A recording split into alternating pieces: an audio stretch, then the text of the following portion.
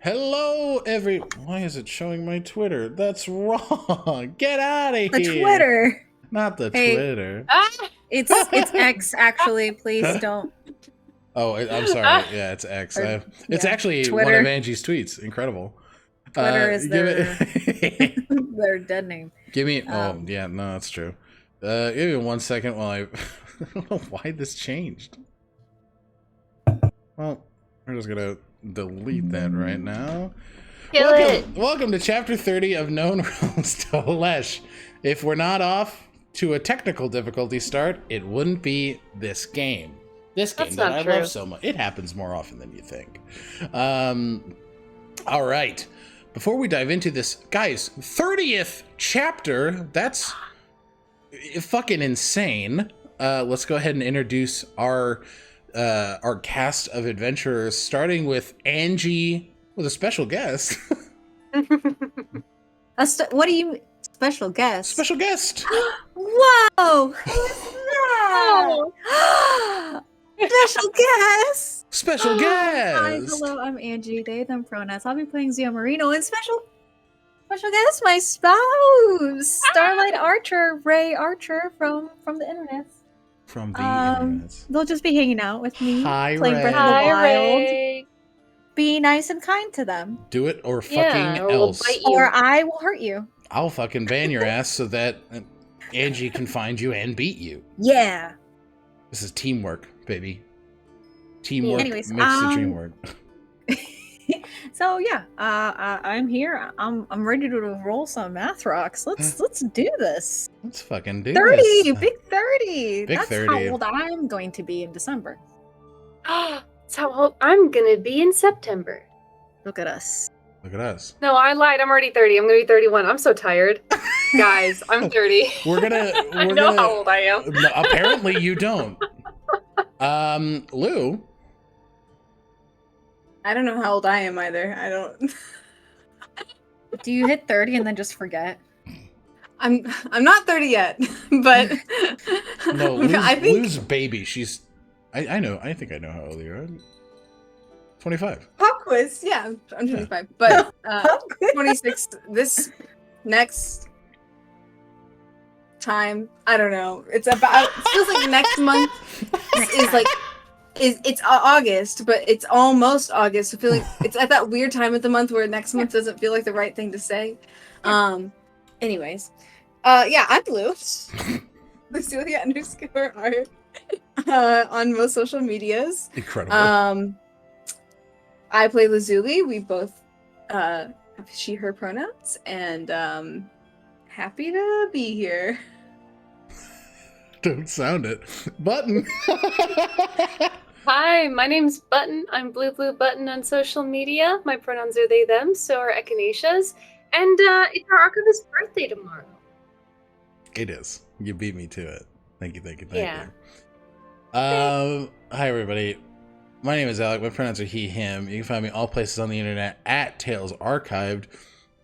For some reason, Blaine, the fucking Discord command isn't working. I gotta figure that out. I don't know what the fuck is going on, but it's just not cooperating. And I turn 29 tomorrow. So this is my birthday gift, getting to spend time with you three and share this beautiful story with all of you. Yes, that's your only birthday gift. Why'd you say it like that? I know tomorrow. I don't know. Fucking hate it here. I hate gifts. I hate waiting for gifts. I hate not knowing what gifts are. It makes my Leo brain wanna die. I know. July Leos, I adore you. Get the fuck out of here. Leave me alone. All right. No announcements as of right now. We are all caught up on the YouTube, so go ahead and check out the past 29 chapters of Known Realms on youtube.com/Tales Archived. We've got some fun stuff cooking, and we have a very fun game that we're going to be playing in world with these three, as well as some incredible players that we are going to be sharing at some point in the future. Guys, do we want to tease a theme? Dun-dun-dun, dun-dun-dun, dun-dun-dun. Maybe we'll see some pirates. I don't know. Maybe it's going to be super gay and the horniest game I've ever archived for. I think so. Pirates are never behind when I'm around. I knew it was bad. No, never. Never. Not once. I knew it was bad when Butt was like, Alec, I think this is going to be, like, I don't think you know how horny this is going to be. I don't think you're ready. And I was like, no, I'm fine. And then, like, I see the group You're chat wrong. and I'm like, that's pretty fucking horny. Oh my God. So we're diving back into the Gala of Innovation. Last time, sorry, my brain's a little foggy, so this is probably not going to be a great recap. Apologies. We dove back in with everybody. I believe everybody was coalesced last time, and the group split off again. Right? What happened? Does somebody else want to do a recap? Lazuli's prelude changed. Lazuli's prelude did change. And we had a very interested white man who was looking and just saying, I like this. And Mordred, right? Mordred, yes. Yeah, Mordred. Who invited the crew over to one of his arcane towers in Norfolk after the gala, saying that he could get the folks to where they needed to go expeditiously if they wanted to spend just a little bit more time in Norfolk. And the group, Echinacea especially, seemed quite excited by the prospect of seeing some arcane stuff, especially by a guy who's like, you know what, your stuff's really cool. I like this and want to learn more about it. We then had the group sort of split off and investigate the second floor as that began to upstart. But first, Lazuli had a big old conversation with the Gale Umbridge. The two women sat for a while and traded verbal blows as they tried to find understanding, and Gale, more than Lazuli, wanted that fucking dragon mark. And history was revealed that Ishror and Zarini had a arcane battle that turned into a very vicious physical battle that completely destroyed the hamlet that Gale Umbridge had grown up in, killing both her mother and father. Ishror having taken the young Ganassi under his wing after said event. Gale strongly threatened Lazuli, stating that she could secure Eli and their family's freedom at the cost of Lazuli's aberrant dragon mark, one that rests on her back. And it was then revealed that one Dr. Satosh is in the building ready to do the surgery. Lazuli's wing would not make it, but she got a replacement. As soon as Dr. Satosh entered the room, gross guy called Lazuli an enchanting creature. Very ucky. Lazuli felt called to some of the vials and ichors that rest on the good doctor's belt. A voice in her mind, Viola, as it was introduced. We don't know if that's the truth. Sure. Saying that the hag, the death hag vial, could serve Lazuli well in getting stronger and protecting her coven. A prospect that very much excited the young Lazuli. With that, Lazuli offered... Are you good? Okay, I was like, are you fucking joking right now? Lazuli exited and was followed by a warforged named Achiever, who actually is an old friend of Nivien's. Achiever had worked with the then Blood Hunter at the Sunwall Academy in their training, their education, and their acclimation to the medical processes of Dr. Satosh. The group met and had a brief conversation with Achiever, and then the group decided that it was time to go listen to the story of Donahue. It was a foreboding story where Donahue had very, very clearly stated in this guise of a message that he wanted magic as a whole to be destroyed, done, rid of the world. These magic items that pervert, in his mind, the power and the power structures of the world, wanted them destroyed. This led to a very good critique hour as Echinacea questioned the morals and ethics of this story. Donahue, unable to seemingly defend his points, sort of stormed off. This led to Lazuli following and offering a bear, which was fucking really cute. Donahue, confused at the act of kindness and telling Lazuli in that moment that maybe he needs to rethink his story and how it goes. Leaving. Back in the room, Zio and Echinacea talk as Echinacea reveals their fear in losing their magic, something that they hold so dear and something that they believe makes them worthy and capable of doing things. If that's gone, what do they have? Zio did... Go ahead. What? It's more about Minri, but more... yes. And about protecting Minri, absolutely. Zio did their best to comfort and be present for their friend, also coming to the discovery that it seems as if Zio is fighting to heal people as well. Kalen dropped on a knee, proposed to the two. He didn't do that. Marriage.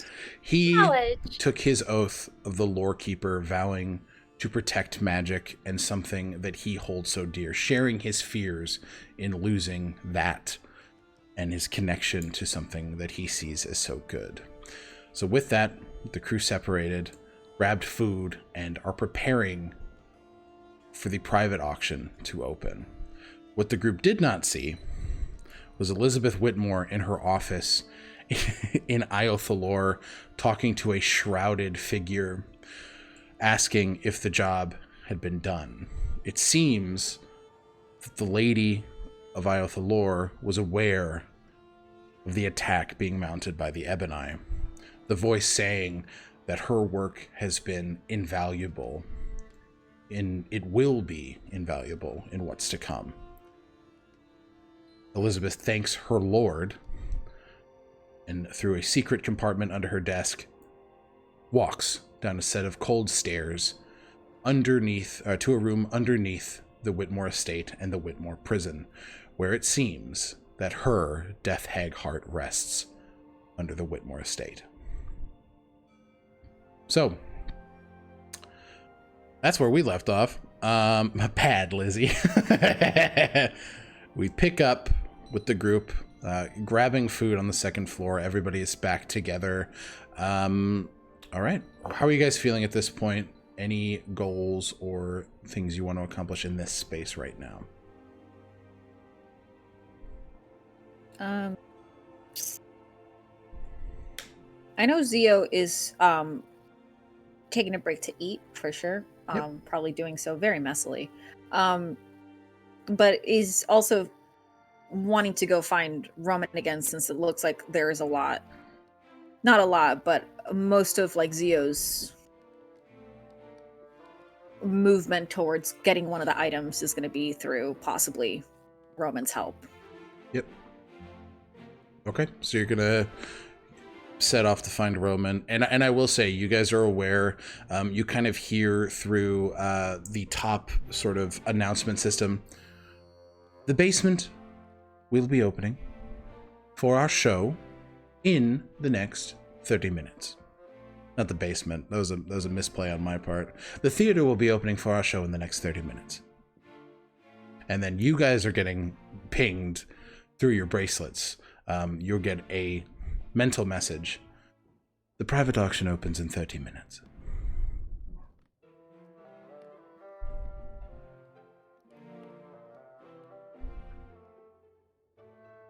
Is Gil Umbridge anywhere around?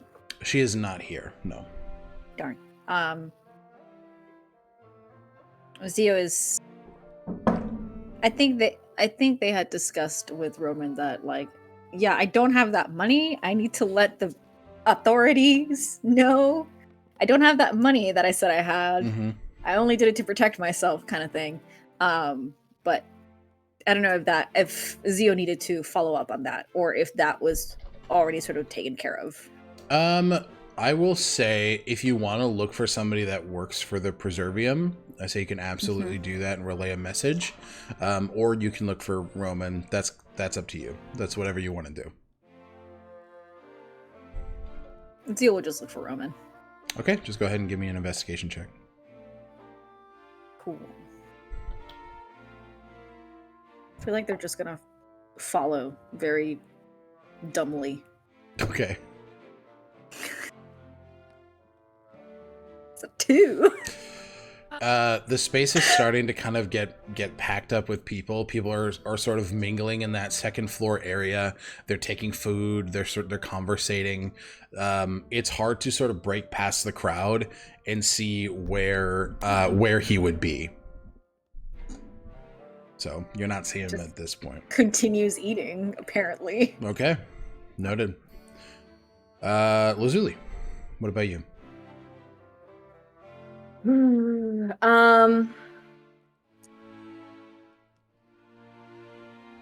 We just started like walking back from the story time with Donahue, correct? Yeah, correct. Okay.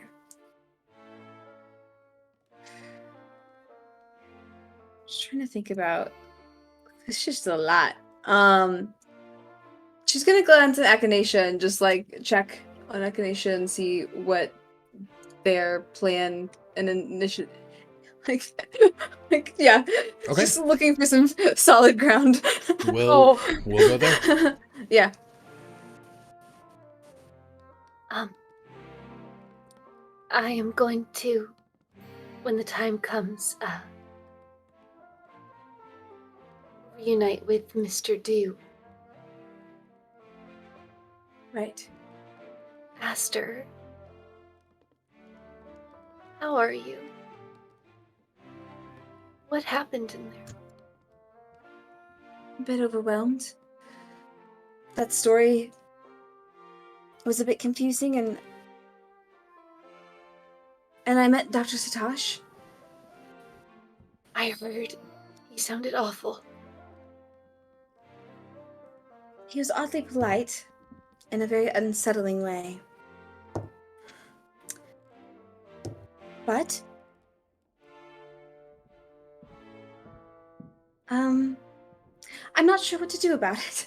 And there's much more of the night to do. We have 30 minutes before the auction, and you're to reconnect with 5 Dew. What do you think? You heard most of it. I think that you shouldn't have to give up. They touch the back of Lazuli's. The back of Lazuli's back. They touch Lazuli's back. I don't think you should have to give this up. I think it makes no sense, and I don't trust her regardless, so it doesn't make sense to give her something in hand on just a word. You can tell her that if anything happens, or I can tell her if you don't. Do you want to talk to her again? What are you asking me to say? If anything happens to Eli and Eli's family, we have evidence of the Perservium's wrongdoing, and we will present it to Shenthier, and they will launch a counterattack. I think it would be best coming from you, though I would like to deliver it, but I think she doesn't fully hear what I say. She has her presumption, her ideas about me, and even the strongest sword, I think she would attempt to deflect. So. She sees herself in you. But the thing is, you are better. I don't know. I do.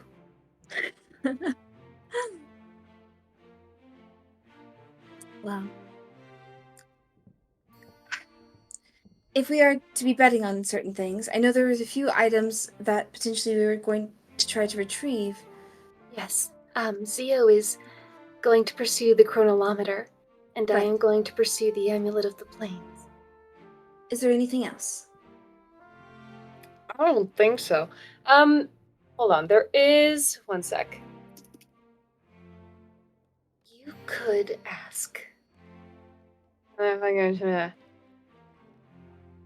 do think Victor's already had his budget, but Maybe a little exhausted. Well, there are items that we know other people are seeking. It could be wise to pursue those as well. Zarini is pursuing an apparatus of Qualish, an Ioun Stone of Leadership, Dimensional Shackles, which is very bad, and a Robe of Eyes. Dr. Satosh is pursuing an Ioun Stone of Intellect, a Manual of Stone Golems, and Universal Solvent, which makes me think that something got glued that he needs fixed. And then Elizabeth is... We've discussed those items. but the staff has already been. Yes, but there is also the Amulet of Non-Detection and an Ioun Stone of Protection. Right. Just things to keep an eye out for. Yes. Thank you. Is there any way I can help you? We're not really here for me. I'm just helping the Thor'tel folk. I don't have any personal stake. I just want to make sure that you're okay. And that Tino's okay. I think he's doing well. It's interesting that he's making the friend with the sun. I don't think I've spoken, but I've seen them scampering about. They both seem to scamper. I think it's nice. It's always at the corner of my eye. They're so sneaky. I definitely don't even notice it. I got a little whiz score. Yeah. Well, I guess there's definitely been times I didn't notice, but I feel like at some point you Yeah, guys were not absolutely. hiding, and I was like, "What the fuck?" I think if Lucian's taught me anything, it's that people can be complicated. Even if there's a little or a lot of shittiness there, it doesn't have to be everything. He glances down at like where she's put the vial,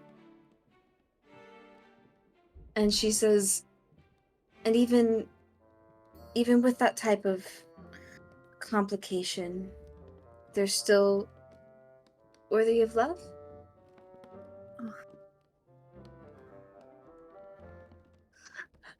Guys, Yes, we listen. just fucking got started. They wrap her in a hug. I think I'm gonna love you no matter what.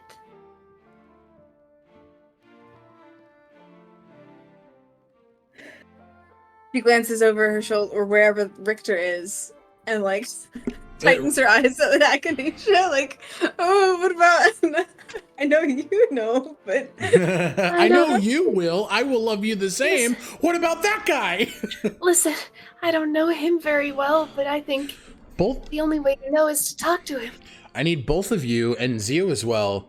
Go ahead and give me a general intelligence check, and based on that, I will ask you to roll insight on Richter. Oh my god, I did good.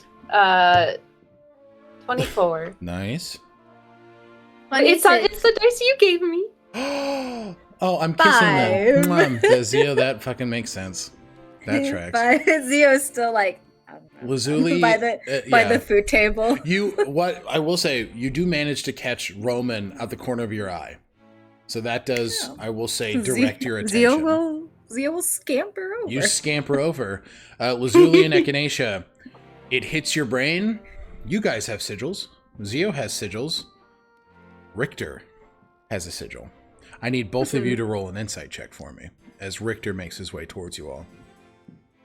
a separate one than we just did. Yes. Yeah, that was a base. That was an intelligence check. Inside. What are you? Because those are what, 25 and 26? Yeah. I Did used my Richter insight hear? modifier. Is this his turn to hear what was happening? Oh, okay. Well, that's 14. fine. 14? Math. 23. 23. Both of you from a base level are able to see, while not overwhelmed with the space, Richter thrives in social situations like these.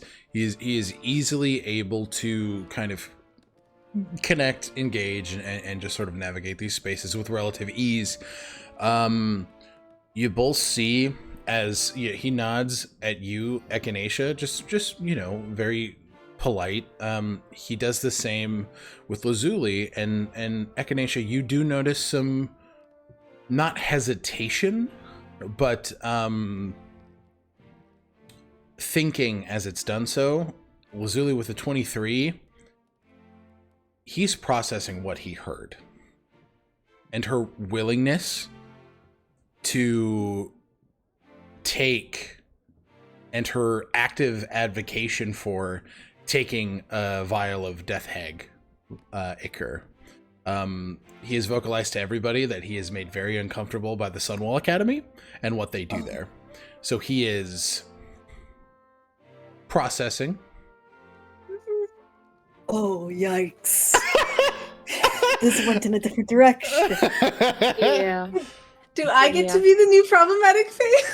You might be his problematic Fae. Oh no. Richter walks up and just sort of nods. Good evening. How was the night treating you both? Oh, it is a lot, I think. Yes. How about you? It is a lot, but it's a lot that I am used to.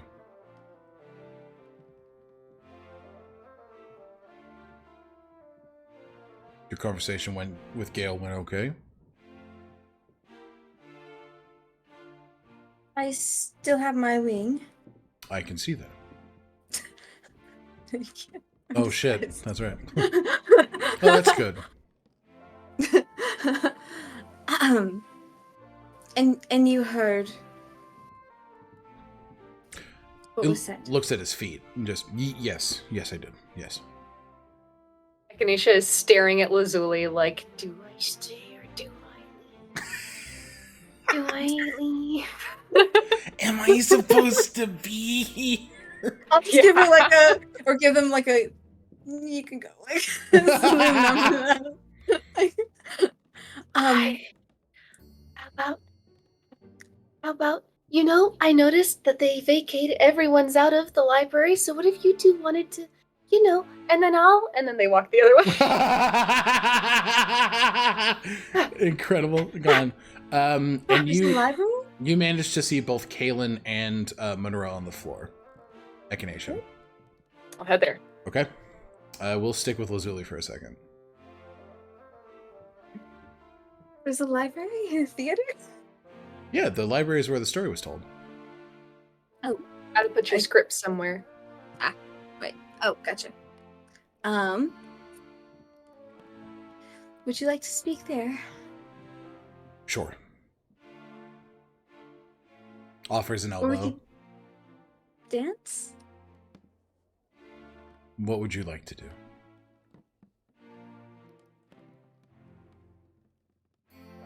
What's the song playing right now? It's a bit slow. It's a bit, a lot less like jaunty. It's a bit more like a ballad. I am Ken. Everywhere else I'll be you. Keep singing, Angie. That's the song that's happening. Yeah. Is anyone else dancing? Like how many people are? Yeah, I'd say there's a small smattering of group of people that are currently dancing. I guess I'll dance. Just because I don't think she wants to sit nervously and just talk. Yeah. So, I'd like to dance. Dance we show. Head to the small floor that's got some dancing, and you two kind of begin. Mm-hmm. How are you feeling about the conversation and the the offer? I am confused, and I do not want to relinquish my dragon mark for many reasons. Makes sense. It's yours. Especially to her. I can understand that.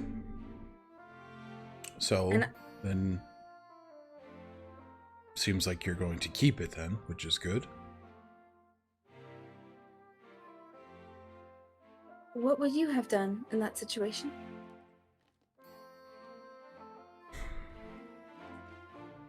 And she says earnestly, not like accusatory. Yeah.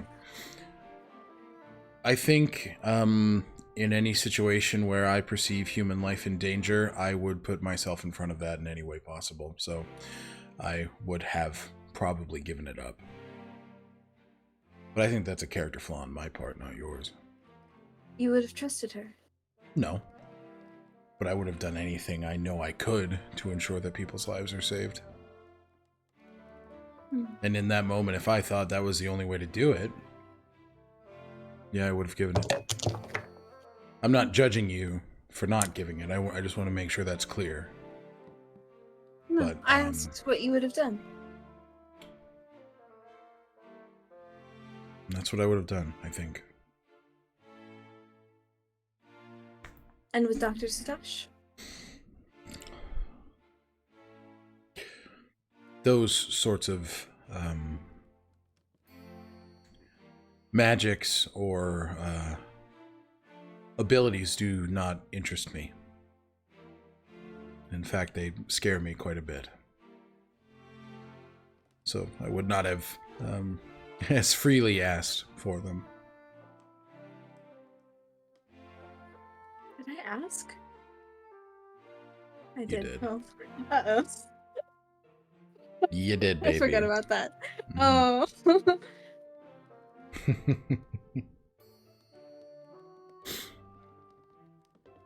I am afraid that there may be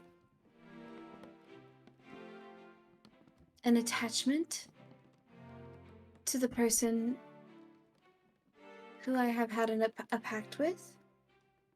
And It's usually how a pack goes. I didn't know that. You don't know At the least at definition this- of the word pact? Well, I didn't know what the arrangement of communications were. It wasn't laid out specifically. Hmm. And it held a sway over me in that moment, but I didn't use it. I still have it. And it's at least not in the possession of Dr. Satosh. That's true. Do you keep it with the intent to use it? I don't think so. I even offered to give it to Echinacea or someone else. Then maybe you destroy it. What would be the best way to do that? I would hit it with a hammer, or shoot it, but I don't know if that's effective.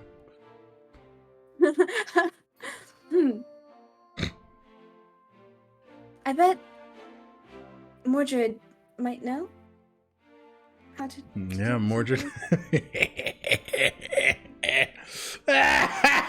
that a bad idea? Oh, God, no, it's a here we great go. idea. Yeah, if anybody were to know what to do with something like that, I imagine it would be an Archivist and an adventurer like Mordred Kane. I would trust him. We're supposed to speak with him soon. That's good. Well, then I'd say keep it till then. That's a wise choice. Promise not to use it. Oh God, I don't know if it's a wise choice. Okay. Don't worry. Don't worry about it. It's all good. Angie? Are you fucking playing Stack 'em Up with your click-clacks right now? Did they all fall was over? like- It was like this okay. tall. Okay. You're a fucking gaggle of children. Well, then I think that you have a good plan moving forward. I did not intend to test your trust. Trust is meant to be tested. Can you both stop stacking now? Fuck off. Oh my god. I can't have shit in this house. I got the whole thing. You know what? All right, Angie Button, take an inspiration point for fucking stacking your dice. Stupid Look, fucks. I didn't get I a chance to. I had two You're sets of role-playing. dice. I All had right. 2 sets of dice and a tower. In a tower. I think the trust is meant to be tested. And we, realistically, have only met recently. I don't expect you to change the way you live your life for me. That would not be fair, and that would not be the right way to tackle a relationship. I want you to be unabashedly who you are. And if things don't reach my comfort, we will discuss it. And if things don't reach your comfort, I hope that you'll discuss it with me. I feel like she's like thinking as she's twirling, like that kind of thing. Yep. And I am testing the boundaries of what our society does deem good and evil. Because if the power is used for good, then... And where it came from, if it's already created, I'm not sure. And I'm not sure either. to some point, if you're getting stronger to protect people, is it a worthy sacrifice? Just like training with swords or anything, you end up maybe breaking a bone on accident or maybe not seeing the people that you love. Like, I don't know. And she's spinning, and then as she kind of comes back and she like is now like locked back into his eyes, like, will you promise me as much as you can that you'll help keep me on the right path?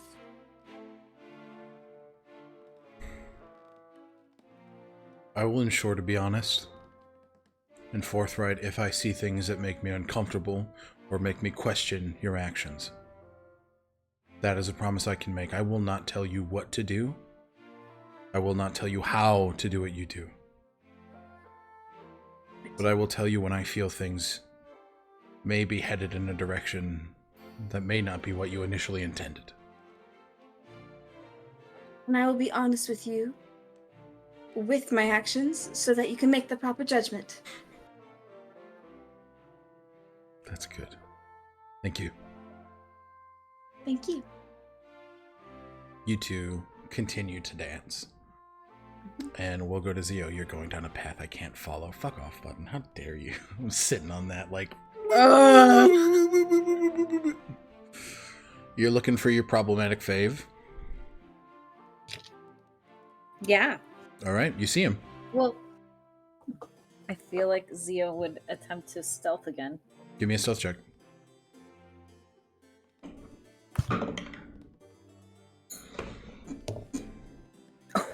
27.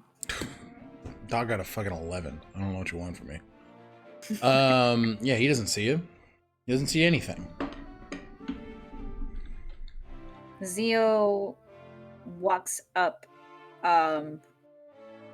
with a plate of food, and then from behind Roman sees a plate just right in front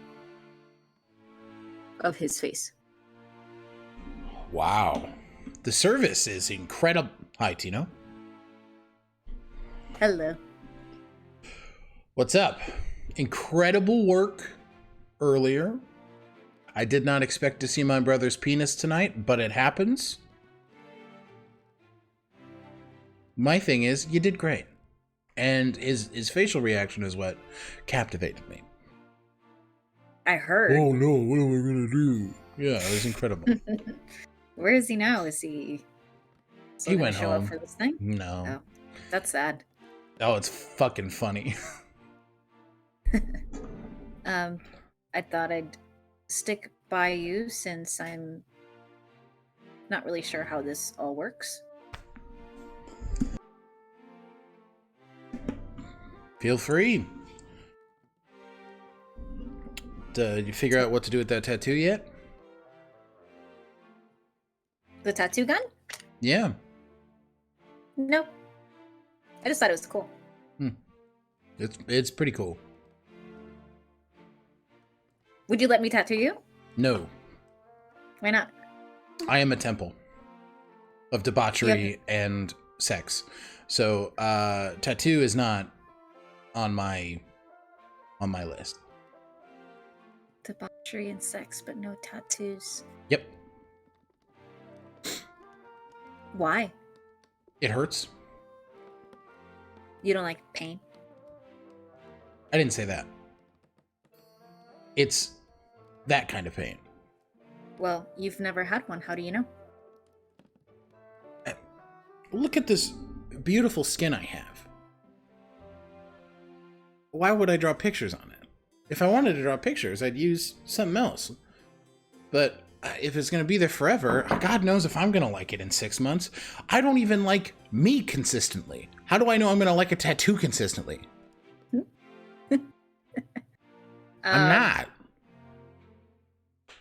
Zio extends their arm out.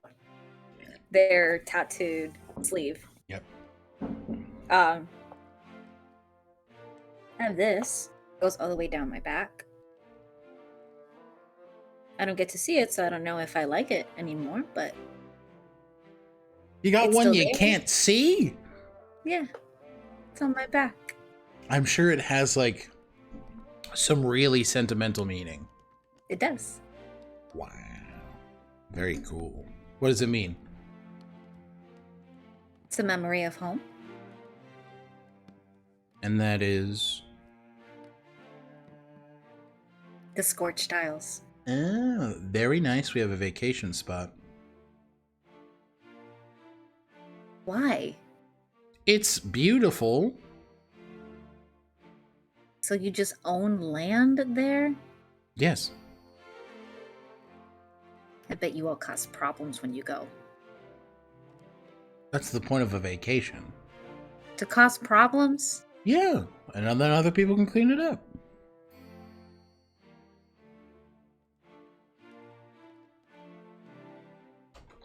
When you go, you should do something good for the island. Like Wherever your island is. what?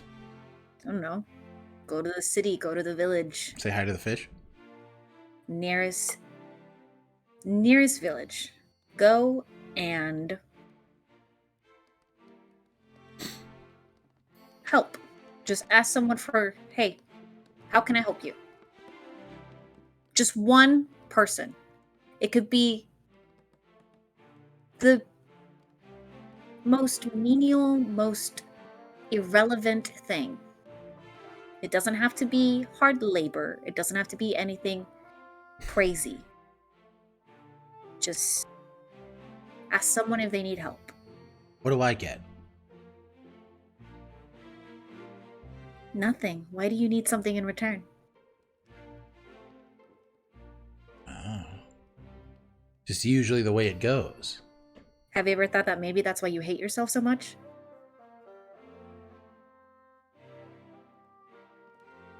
I don't hate myself. Well, you said it. I said I don't like myself. Hate's a very strong word. Do you go to the places that you explore and just ask people what they need? Somewhere and people need help. If I see that they need help, If you see it, or is it because you told me to seek someone out?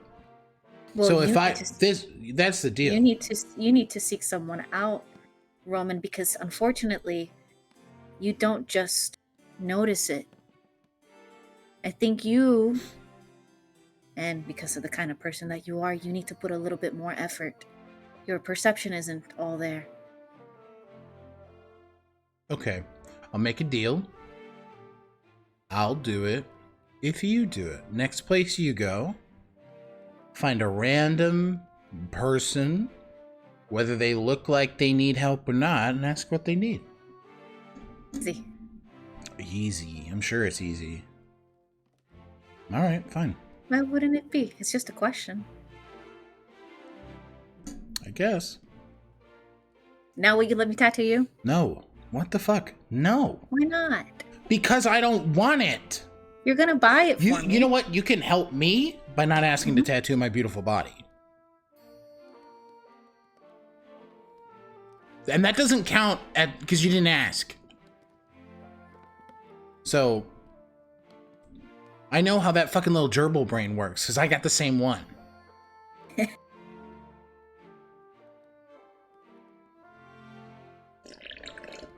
Okay. Boo. No Boo. fun. Roman do is no fun. Just grabs, like, loops his arm aggressively with yours. Mhm. All right. This is my date for the night. Back off! People are like, what the fuck? Great impression of his dad. Yeah. Fuck off! Okay. And I imagine then you're kind of mingling with Roman throughout the space. Okay. Yeah. Perfect. Echinacea, you happen upon Monroe as you're walking with Kalen. He just sort of, hey, you guys did story time, right? How'd that go? Oh no, bad. You know, I think I think certain stories just aren't for everyone. That makes sense. I'm sorry. Are you okay? Do you still have the train? Yeah, they pull it out and start trying to arrange the seats. Like a little coal shoveler. Mm-hmm. Thank you for this. Yeah, keep it.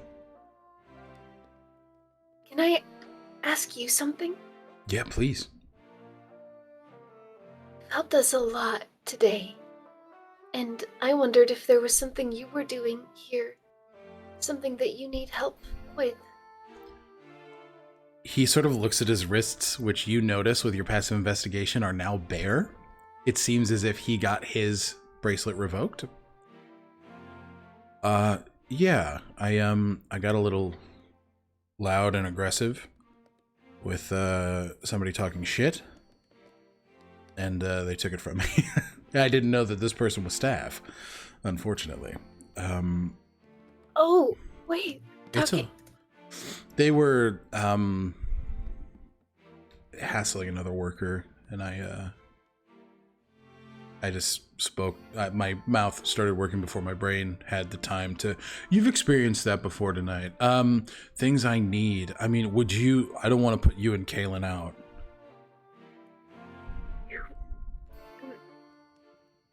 You made this a much easier experience for us. I can do something if you still want to get down there. What? Now, what can you do? I can make you invisible. I can't do that anymore today, so that's actually perfect. Got like 20 minutes. Perfect. And then Well, I'll then do we'll it. wait. I'm looking for a couple things, a lot of them small. Since we're being honest here, while the auction's going on, I was gonna break into the and Kalen's like, okay. Breaking in, got it. He's like, yeah. Keep that for today. Yeah. I was gonna break into the storage room while the auction was going on and try and snag a few things for myself, Lapis, and well, mostly myself. A few things for Lapis. What things? Lapis is gonna need some aether cores just to help construct his new versions of the mana shields. They're not as power efficient as he'd like them to be. They don't last as long as he would have hoped. These aether cores, it is just raw arcane energy. Be able to, quadruple the time that these mana shields last. In theory, of course, we haven't tested it, but yeah. Right. What about you? He looks a little like sheepish to talk about it, not as if he doesn't want to share, but as if he's a little embarrassed. Simple thing, just like an all-purpose tool. I think that would be very helpful. Amulet of Health. I'm looking for he kind of an arcane propulsion arm. Basically, what I want to do is make like a flighted suit. I want to work on what I have now. I'm an artificer, and what I can. What was that? Does he have a No. Oh. He wants to purchase it to use it to like try and construct something. Add it. Okay. What I can do is build armor around myself. I'll show you when we're not in here. I'm sure you'll see it in the munitions factory, but the goal is to make it fly. A bit more mobile. Stuff like that. The biggest thing, I'm looking for a chronolometer.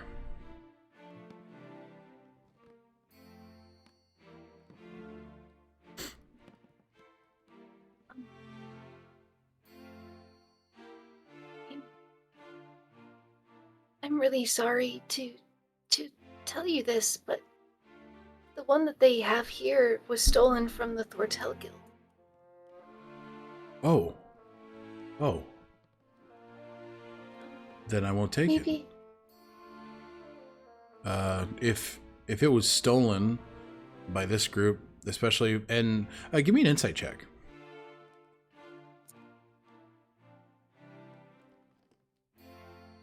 And It's average. There's reverence for the Thor'tel Guild. Yeah, I'm not gonna take that away from them. But maybe then, how about this? When we go to the munitions factory, they have some really special ammunition and materials that I might want to snag, and you guys can help me with that. Does that sound fair? yes, I think Aster might be interested in that as well. We should go shooting sometime. I've been wanting to learn how to do that. I'm sure that Aster and I could teach you. I want to make a potion gun. Ooh. Well, I know how to construct firearms, so if you need help with base design, let me know. I'd be happy to help. Healing gun's great on the field with allies. I'm glad you think so. Oh, wow. Okay. Wow. And I know, Wow. Kaylin, you can come with, but I know you're not as dexterous as you'd like to be. He kind of says jokingly. Kaylin's like, no. Last time I shot the gun, he points to a small scar on his chin. Just busted me right open. Hey, you're talking to my guy all wrong. Hey, you're talking to my fiance? Incredibly fucked up here. Listen, Monroe's not being mean. He is just an asshole. But like, asshole endearing. That's just the way he sounds. Yeah, it's just the way he sounds. And you see the two men kind of share a laugh, as it seems like that's something that they had talked about. Yeah, I won't put you through any sort of torture like that. I promise. Oh. Echinacecia's heart swells seeing them like laughing together. Okay. Okay. Well, okay. So, make you invisible. And then, you'll be able to sneak where you want to go, and I will try and get what I can for you. And if you can't, don't. I understand that you guys came here with a pretty big goal. So, whatever you can do, great. I'm not going to hold it against you if you can't. I know that there are other ways to get what I need, and that's okay. Very generous. Angie hates Angie's this like, white man. Angie's fuck off. I Listen, don't like it. we already know that this is a Nemesis character. We just have not seen it yet. Echinacea doesn't know. They don't know. They don't know. Not yet. Damn. Well, Is your plan to sidle up with Clive? yes. Gross. Mhm. I'm sorry. It's okay. But you know what? Use that. Focus on the time you spend with him tonight. Use it as fuel moving into the munitions depot. Fuel. Yeah, focus on the shitty stuff he does. That makes sense. Makes the goal of fucking his operations up a lot less morally gray. It's not gray. Good, I'm glad And you I see don't it think- that way. I also don't think it's about him saying shitty things, although he is shitty. I think it's about what he does with the factory. Not the way he's treated me. I don't really care. People are just that way. All the time? Not everyone. Not everyone. That's good. I'm sorry for any shittiness you've experienced here.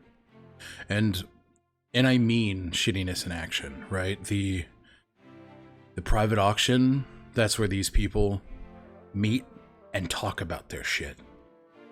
So, you'll probably hear things that make your blood boil. Let it boil, but don't let it boil over. That's what I mean. Use it as fuel. And you're not alone in there. You got Aster, you got Tino, you got Kalen, and myself.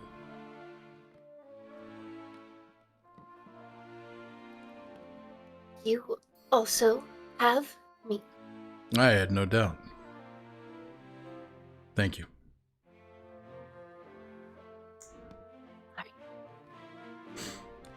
And they'll stick around with those two until it's time to go down, and then they will cast invisibility on Okay. Ro. All right. And that, as you guys hear the announcement, and our showing of Songbirds is starting in 15 minutes. Begin your trek downstairs to the first floor.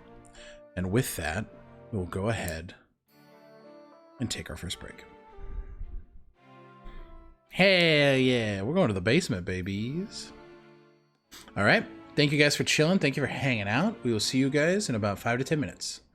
Bye.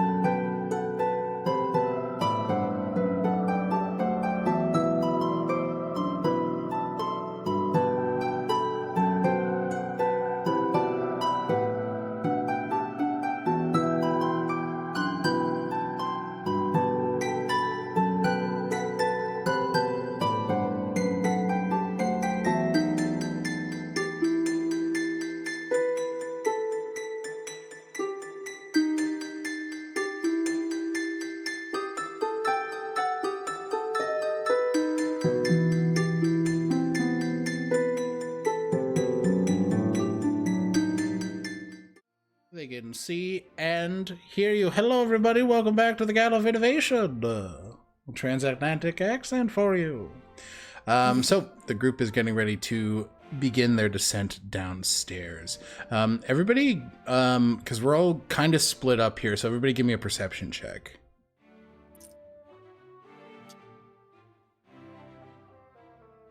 22. Nice. You're rolling really well tonight.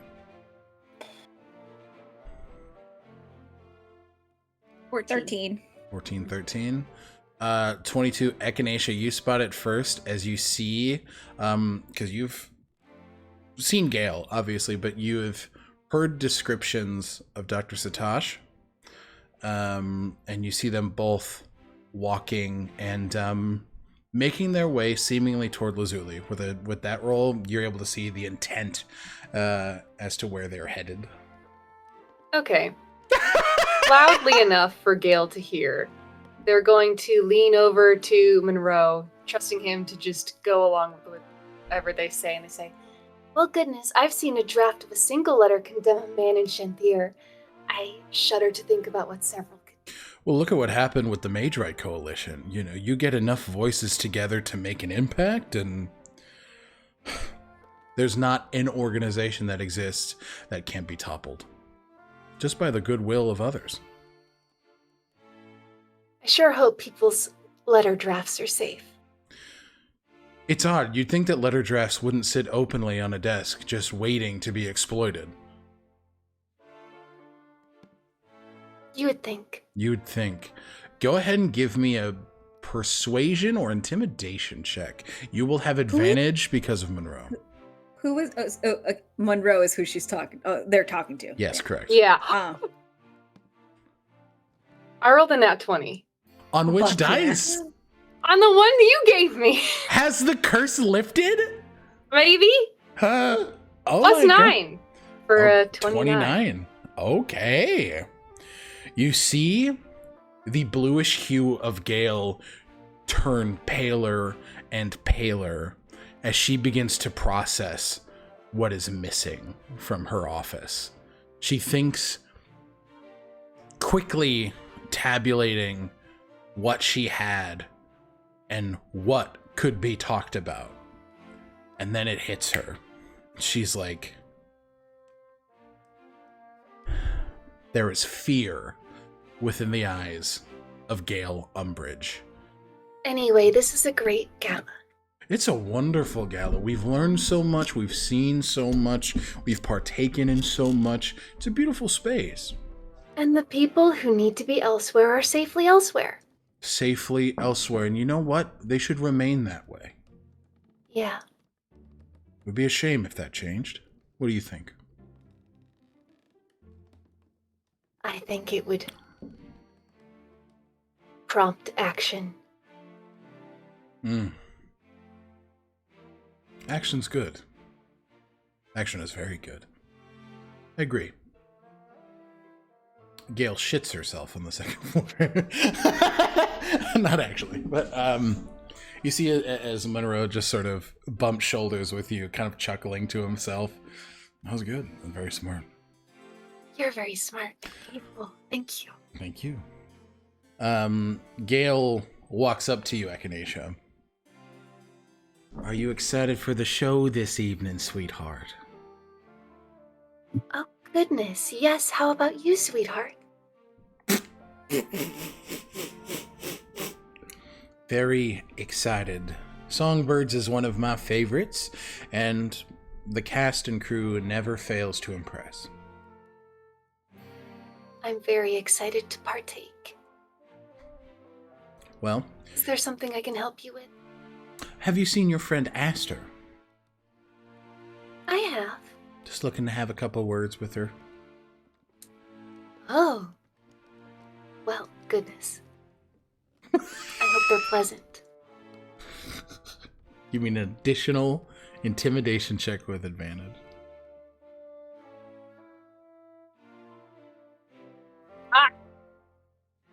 Cocked.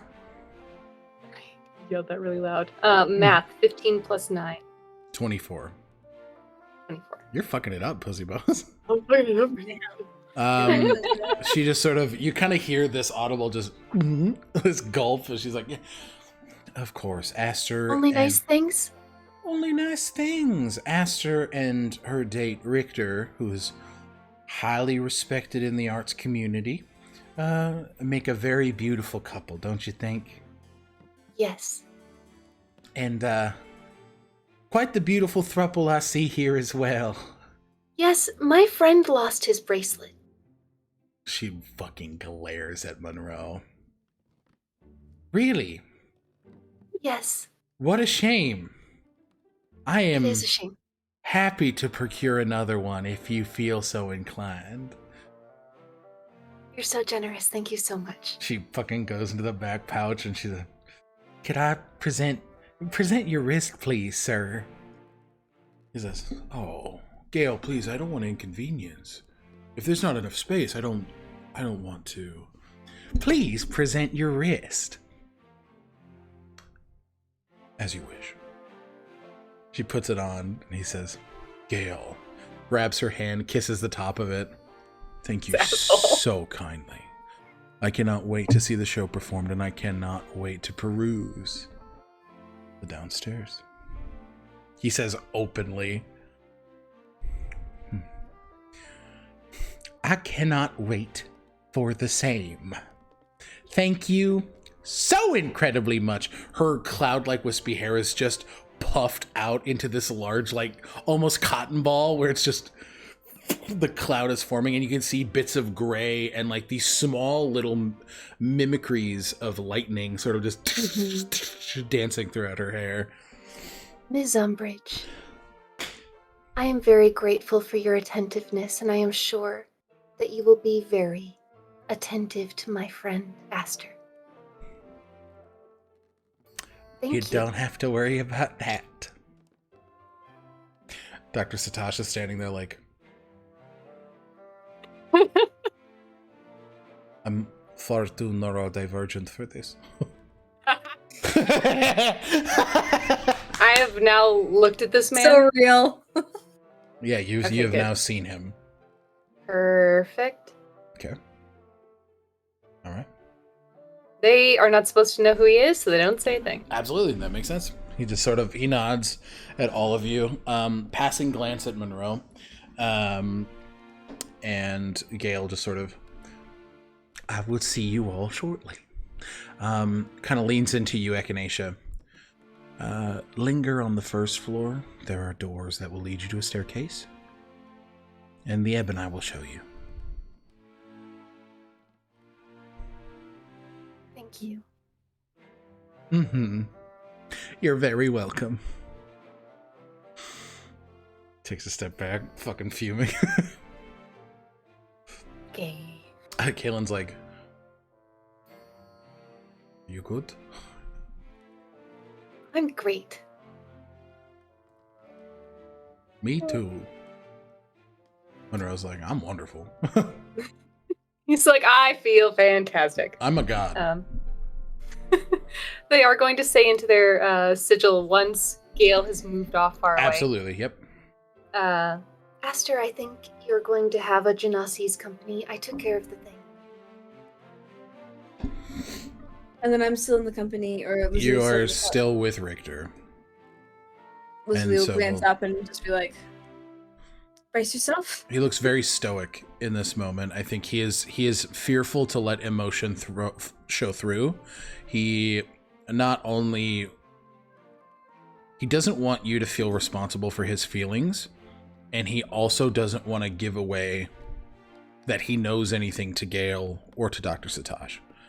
So he is just sort of presenting, much like Sir, actually, where he is quite quiet, straight-backed, and driven like a soldier. He just sort of nods. Of course. We'll tackle it how we need to tackle it. I trust you. Trust you too. You feel a little poke on your shoulder. Aster Zenithea, sweetheart, hello. How are you? Yeah, Umbridge. Thank you for stopping by. How can I help you? happy to check on some of my most favorite occupants. Have you thought any longer about our offer? You see Dr. Satosh behind, a hand sort of clasped behind his back. Hello again, Esther. I don't think I'm ready to make a decision at the moment, and I'm quite averse to being separated from something so dear. Yes, how was your conversation with Echinacea? Wonderful. Yes, I know. They said that they were meaning to speak with you. Mm-hmm. Oh, they did. Yeah? They did. Oh, good. They are very sweet, but there is a fire inside that person that I deeply admire. A fire. She says really? with fear in her eyes. From such a delicate flower? Oh, such a delicate flower. Setting the space ablaze. Figuratively, of course. Looks back at Echinacea. Like a dittany. Yes, exactly. Exactly like that. That's the burning bush. Yeah, no, I know. I know. She didn't know. Because Alec didn't know. It's like what the burning bush in the Bible was. Is dittany, Oh, 'cause sure. It like has a waxy coating that will like. That will catch.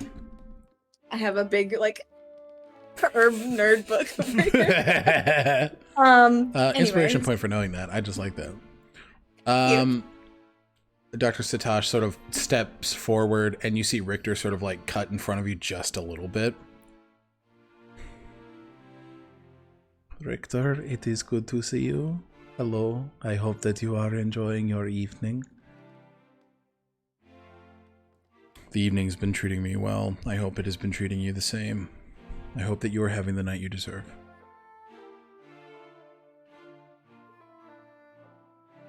Oh, I am. It has been a very lovely evening. A lot of interesting people and a lot of important contact made. Insight check on the word contact? The fuck? What the fuck? Go off? Fuck, never mind. Well, might as well just pop up with my literally exact same number with my inspiration. Love it. It's great. Oh no. What'd you get? 13. 13. You imagine, given his work, he may have acquired some new patients. Hate that. Okay. Well,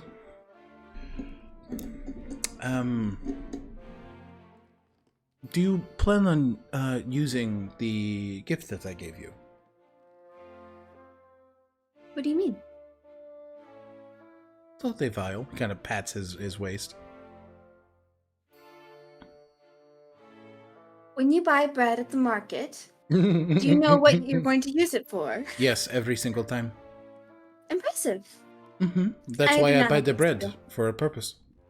I just like to have it around. You never know if you want a sandwich or to put it with soup. Just You matters can't. from the day. That does not make sense because you cannot use this for sandwich. I suppose you could put it on a sandwich, but it would make it. It would not. It is I not don't the yet goal. know what kind of sandwich I wish to make. Fucking Lazuli yelling at this neurodivergent man. He's not getting the Allergies. sandwich metaphor. Like he's not getting it. If you don't plan to use it, could I please ask for it back? And you hear in No. your ear, I wouldn't do that. I do believe the person that gave you the vial wishes me to have it. He looks very interested at that. Oh, fuck. Insight check on that to make sure I don't need to not do Gift of Gab real quick. Give me an insight check. We love Gift of Gab in this house. That's a unnatural 20. He looks excited to talk to this person. Are they not already in contact? Wait. Well, yes, but he can talk to them again after learning that you've been instructed by them. Above table. I need an emergency flag. Is this Okay. a good problem or a bad problem? Fucking bad. Okay, gift of gab. Good. Girl. Above table. I'm too neurodivergent for this. Is it bad? Help me. Help me. I don't want to metagame. It's not good. Is this like It's a not cute good. like or is it like a No, oh no? this is a Okay. giggle with malicious intent. Okay, gift of gab. Okay. You cast Gift of Gab, and what's the verbiage on Gift of Gab? When you cast a spell, you skillfully reshape the memories of the listeners in your immediate area so that each creature of your choice within 5 feet of you forgets everything you said within the last 6 seconds. Those creatures then remember that you actually said the words you speak as a verbal component of the spell. Okay. So I imagine you're Gale and Satosh. Is it a save? I think it's just a spell slot, just as a reaction. Yeah, it's just automatic. Oh, okay. Yeah, bitch. All right. What's the sentence? Yeah, bitch. Let me think of something Take your smart. time. Take your time. You're fine.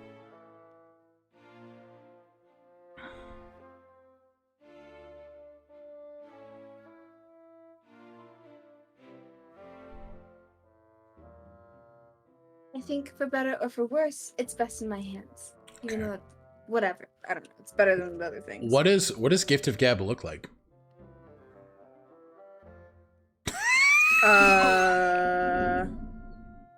It's just like a glowing smile that's like just blinding. Like, you don't know what the fuck I'm saying, but I'm just like. It's like Like, Men there's in a lot Black, of, like- where like they flash the thing and both of them go Yeah. like fucking wide-eyed for a second. They're like, okay. It's just like I she's just understand. doing so much that you're just like overstimulated. yeah. I don't know. Maybe that. I understand. it. Well, thank you for your time. And I will see you soon. What do you mean by that? Downstairs. I'm just. What do you That say was- more? What do you mean by that? All right. And then you guys are just headed? Goddamn. Okay. Zio, you're walking with Roman. Any conversation in this time? Man, I wish I had an idea. I feel like a lot of what they talk about, like Zio, is just silly shit. Yeah. The silliest shit. Two goobers. Two goobers goobin. Yeah, two Yeah. goobers goobin. I feel like maybe the conversations, like I feel like Zio would try and ask Roman about, like, I don't know, like out of politeness, I guess, try and ask about like his family, like not giving a shit about it. Like, Yeah, I spent a lot of my childhood in a dog kennel. My brothers thought that was really funny, and I did too, until I realized how kind of fucked up it was. And so now I'm upset about it, but it's funny. Yeah, it's funny. I think it's funny. I don't think it's funny at all. The dog food wasn't good either. That's not very nice. Well, I got our comeuppance. Kenny's dick was hanging out, flowing in the wind. Well, All thanks to you, so I appreciate it. Maybe now I don't feel so bad about that happening. Yeah. Does anyone try and approach Roman at any point of A this? few people, absolutely. Yeah, some people just looking to kind of gain some sort of like closeness talk. Beatrice does walk up to her brother. Hi, Roman. And you are? My name's Tino. Tino? Yes. Hello. Hello, Beatrice. She shakes, yeah. Are you... Very aggressively. She's like... Okay. What is this? I'm Roman State. That makes sense. That makes sense. Well, make sure, Romy, that you have money for what we need downstairs. He's like, We need the. Of course. Like, what are you talking about? I don't. Yeah, no shit. Oh, like, what? Why are you here? What do you want? Richter's here with some sort of date. And while I don't care, I hate it. So, I was hoping maybe we can Why try do you and hate get... it? I'm sorry? Why? Because I do. I don't... Are you with Richter? I was, till he left me. So you're still bitter? Yes. And you want to make an impression? Yep. Why do you need to make an impression? Because I want to. Why do you care? Why base your evening for the attention of somebody else? Because it should be. That's why things like this happen. So that No, we you're can... here to spend money. That's... Yeah, I you don't need think other you people need to spend money. I don't think you need some person's attention to do that. You have it all, from what I've learned. Oh, you've learned it all from Roman? You've been painted an abstract image of what our life actually is, because he is a fucking clown. So I would actually take what you've learned from Roman and maybe apply some real world application to it, because it's all fucking false. You don't have money. I have money. Of course I have money. Saying that we need to put real world application to it. What I have money. Real world application? I think Richter would be better served with me, and I think I would be much better served with him.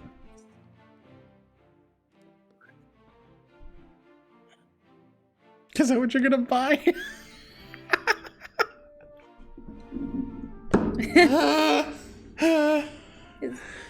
So, because you think that it would be better, you would set up a situation where you make the other person uncomfortable after knowing willingly that they don't want anything to do with you. So you will hurt yourself in the process. You remind me a lot of my brother.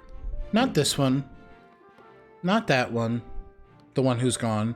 Edmund. You remind me of Edmund. Edmund. Give me a history check. Edmund? History? Well, I have a 1 in history, but that's 18. Out of Isle Thalor, when you guys were assailed by the group of Viper's Hand bandits, their leader was named Edmund. And he had spoken ad nauseum about being a nepotism baby. You've come to learn right here, right now, tonight, that his name is Edmund Dew. And that he has left his life of luxury to go be a fucking bandit. Edmund, yeah. He's a fucking idiot. He thinks that he can go do criminal enterprise shit, and I just heard he got arrested, and that's the funniest shit I've ever heard. Why is that funny? Because he deserves it.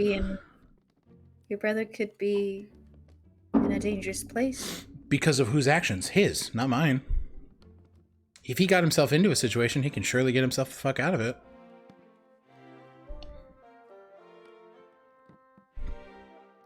I don't think he would be good for Richter. He cares about people too much, and you don't.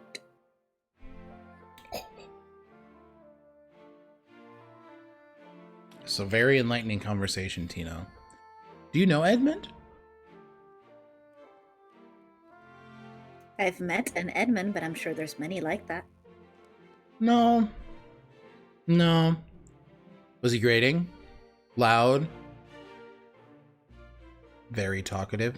Probably when he shouldn't have been? Maybe I've met him. I'm sorry for you. You're avoiding the conversation that we were having. Richter's going to be far better with me than some no-name tart who doesn't know how to navigate this space.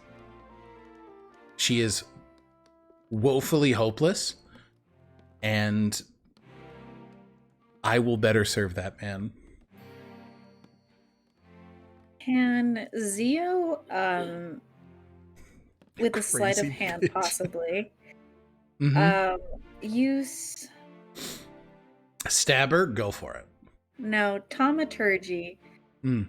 to essentially create like the longest, loudest, squeakiest to explode into the most abhorrently loudest fart. Yeah, sure. I don't. But in the general vicinity Of Beatrice's behind. Yeah. that fucking actual dumpy. Yeah. Okay, you want to make the thumper thump? Yeah. Yeah, fuck it. It's thaumaturgy. Go for it.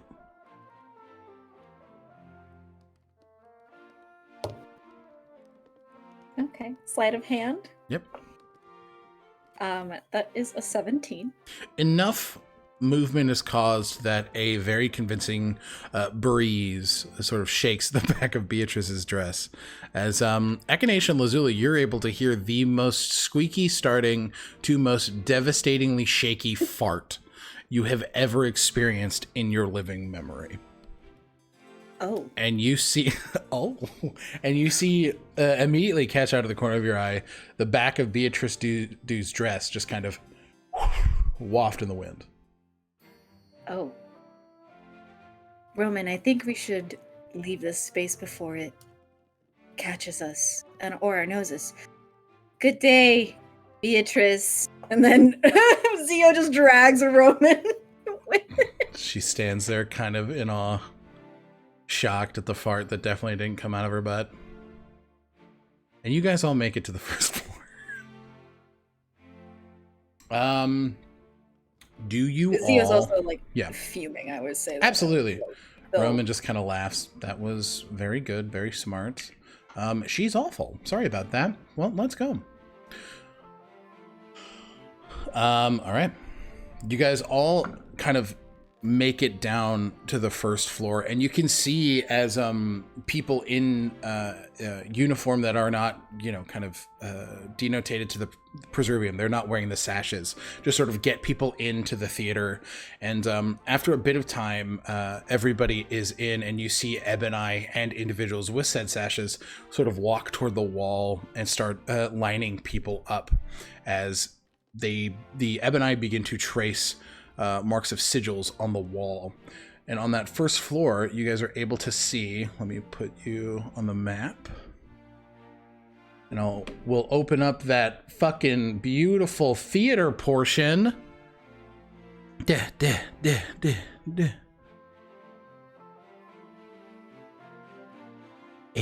Wonderful. Again, guys, Button made this incredible fucking map. So there is the theater, but all of you guys see as this entryway right here is open to a staircase. And you guys make your way downstairs. Kind of single file. Echinacea, you're looking for Clive? Mm-hmm. Give me that investigation check. No! Or use an inspiration. Go for So it. roll the 1. And 18. 18, easy enough to find him. You see his security first, but you've seen them over the course of the night. So you're able to kind of quickly approach. Kaylin and Monroe are heading in together. They're just sort of walking, communicating. But you see Clive just sort of, Oh, I'm please. so sorry. No, if go for it. they were separating, Echinacea would have asked Monroe if he Please. wanted to be invisible. I think that's for the best. Ooh. Thank you very much. If you need anything, let me know. Gotta be quieter. If you need anything, let me know. Okay, thank you. Thank you. Bye, Echinacea. Bye, Galen. Be safe. Galen's like, goodbye. He's looking in the complete opposite direction. And then they will go find Clive. Okay. You absolutely do. He just sort of looks. Ah. Hello. How's your evening been? Goodness, it's been very eventful. I'm very glad you were safe during that attack. Ah. Incredible work. Oh, thank you. I didn't really prepare for a fight, otherwise it may have gone a little better, but we did our best. It was phenomenal to watch. It's people like you that ensure that this world is a healthy one. So thank you very kindly. Oh no, it's people like you. Well, good thing we work together. Do you have your beautiful brown eyes on anything in particular this evening? Oh, They're like, fuck. I'm gonna plug out my eyeballs. Get out of here. Well, I am very interested in extraplanar travel. And they're gonna let him mansplain. Do you know if there's any sort of item that would facilitate that? Maybe I can look for that sort of thing. He quickly kind of takes out a little black book. There's an amulet of the plains on the menu for the evening. Oh. Yes, item that can absolutely accomplish whatever it is you need in regards to planar travel. Oh my goodness, thank you for pointing that out to me. Wow. Do you very comfortably puts his hand on yours? Would you need help acquiring such an item, my dear? Oh.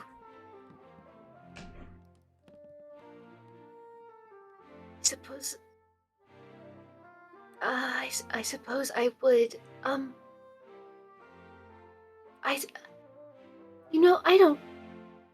don't need it. I don't need it. No. It takes both of your hands. Very. Oh, it's Echinacea weaponizing their baby again.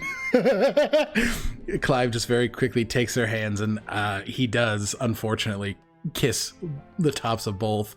Their skin begins to shrivel and writhe away in reaction to this man's kiss. I'm kidding. I am able to procure such an item for you. I just asked for maybe one thing in return. Yes? It's the... Please don't. Please do not. How would you feel about, drinks in the business district? Oh, that sounds wonderful. A space to get to know each other a bit more intimately. Yes. That sounds wonderful. Wonderful. And what are you looking for tonight?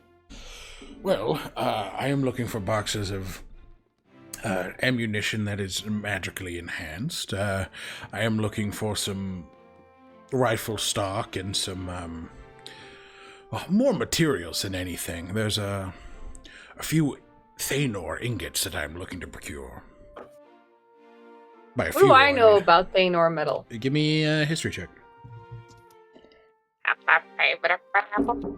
Wow, I rolled another natural one. Oh no! I'm gonna use my other inspiration. Go for it.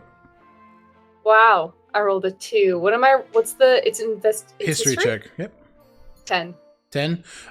You know, just through conversations that it is metal that has come from the trench city of Caladan. It is exported and mined there. But you do understand that while it's not coming to you right now, there do seem to be some very... It has properties that are quite effective in combat. So they are highly coveted for weapons like Lazuli's Rider Pulse, and things like that. I know that peacetime can be very difficult, but I am impressed that you are so well prepared. Peace times are also, in my mind, times of great preparation. We never know what mounts over the corner, and we never know when it may strike.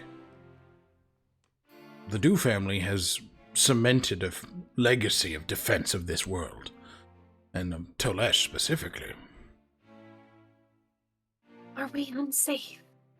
Oh no, I would not say that.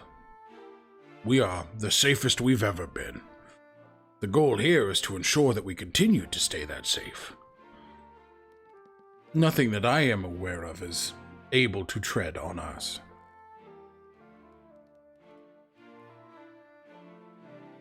That is reassuring.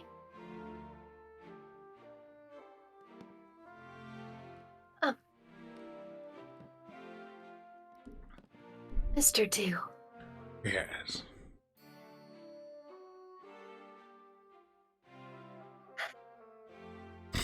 If ever there were a time when we found ourselves unsafe or not at peace, it seems like you would be the one who would know what to do. I am known to have such knowledge and have planned in the past. Then I feel very safe in your judgment that we have nothing to fear. Well, I hope you feel safer in my company, as he kind of grabs the small of your waist and pulls you into him. Sorry, guys. I'm so sorry.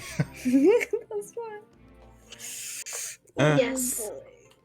I feel so safe. All right. You guys begin your trek downstairs. And after about 5-10 minutes, you all enter through this leftmost stairway.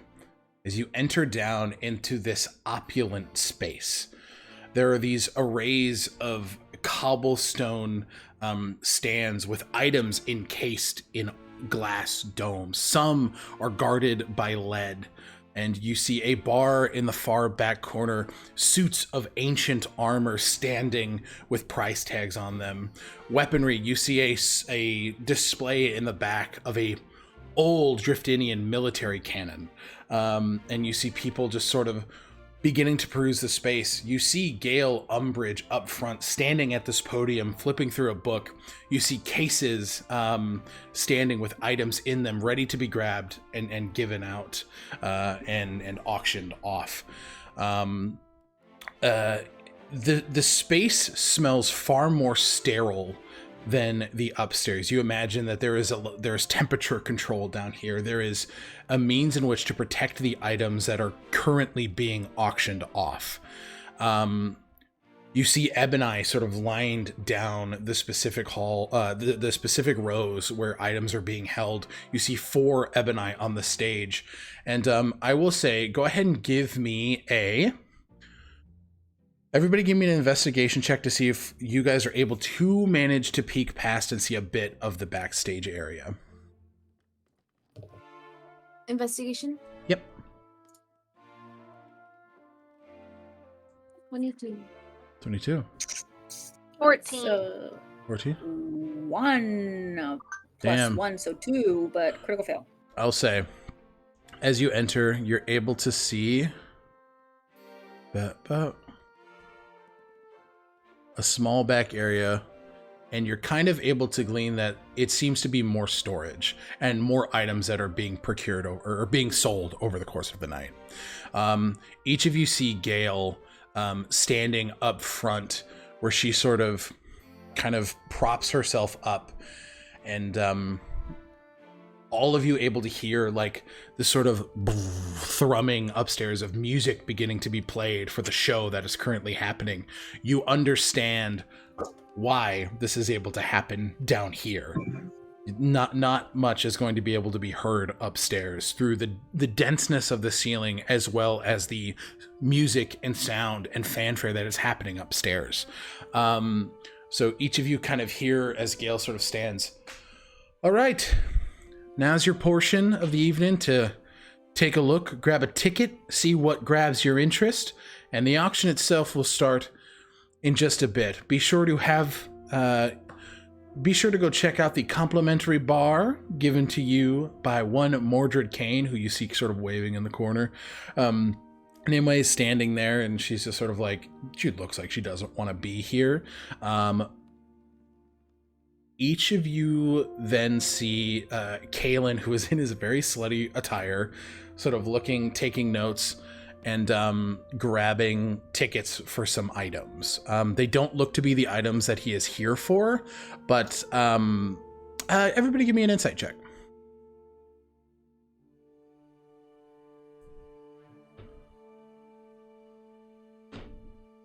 Five. 15, 5. 11. 11. Guys, oh no. They're not the items that the Perservium is here to get, but they are items that you can see on his face. You guys know Kalen very well at this point. These are items he's fearful of. And they're items he wants to keep an eye on. We all get that, or is it I say that everybody gets it. 5. A 5? Okay, well then you don't manage to catch Kalen at that point then. Alright. So, you have some time before the auction itself begins. Are you looking for the Amulet of the Plains, and are you looking for the chronolometer?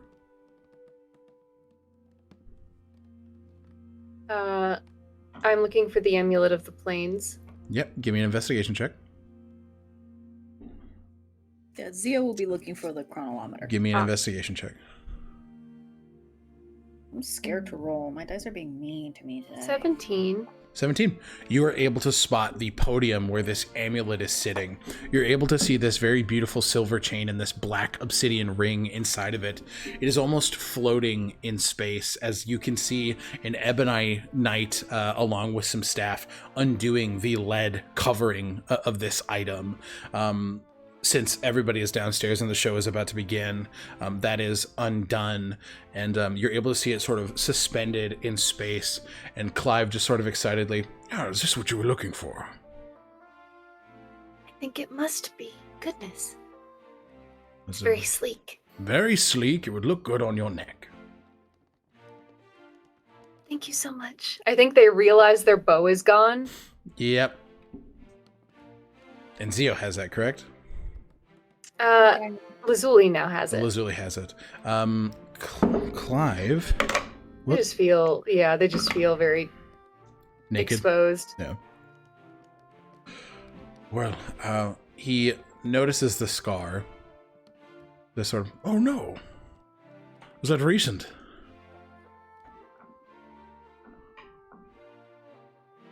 A few months ago. I apologize. This is why protection is so important. The world can be cruel. He sort of leans his collar down to show a large scar that he has as well. Matchy matchy. Oh. Who attacked you? Co-worker. Well, ex-co-worker.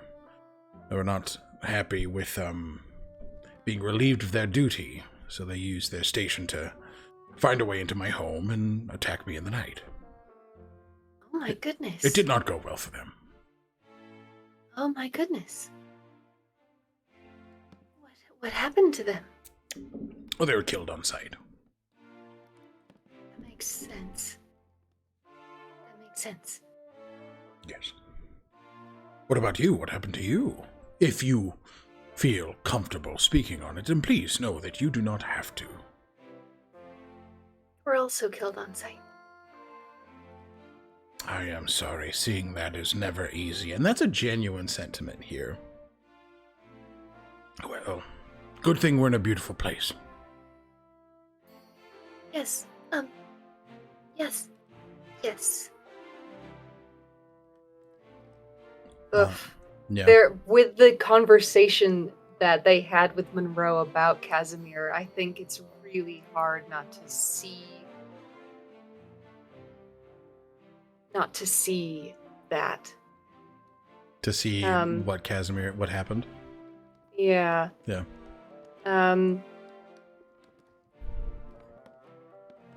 Yeah, I don't know if I feel like they should roll to keep it together. Give me, what do you think is fair here? A constitution or a charisma check? Charisma? Yeah, give me a charisma check. And yeah, go for it. It's a 14. 14. I'd say that you are able to. I think that there are moments of shakiness, but having that conversation and you manage to look and you see Kalen, who just sort of nods and sort of flicks his finger, casting Shield of Faith on you. It sits as this little rosed halo above your head. Oh. They mouth, thank you. Blows him a kiss. And I think Echinacea has found what they want to. They're just gonna listen to Clive talk about his connections and try and block who they are, and that's pretty much it. Yeah, so I will say over the course of the conversation, you're able to hear the name Philgwyn Celto. You're able to hear Gale brought up more than once, and High Commander Tobias Oliphant mentioned. And you can see as these conversations are had, he's pointing. You see up toward the stage, Headmistress Philgwyn Celto. Standing tall, 6 foot, this elven woman with this high beehive red hair sort of up in a very tight bun, these very long and accented elven ears with golden accoutrement decorating them, this beautiful sky blue gown sort of falling, these puffy shoulders and like sleeves that go all the way down to her palms, with this white opening in the center. She just stands sort of hand resting on wrist looking around. You see Tobias Oliphant, who looks a lot like Richter, just much older, sort of leaning heavily on a cane. You see as he has this mechanical apparatus wrapped around his left leg. It seems to be alleviating pressure as he is walking. He is in very dark red and black military attire, which is kind of akin to what Richter is wearing, but this is much more decorated. You see a collection of medals and sashes around his person that denotate his status. You've obviously seen Gale, and she's just sort of procuring things up top. And the last person that is mentioned is Zarini, but he sort of, but she has not made it this evening. What a shame. Do you plan on seeing her soon? We do not communicate often. At least we haven't in the last handful of years. I think she has a distaste for what I do, but I think she's a hypocrite.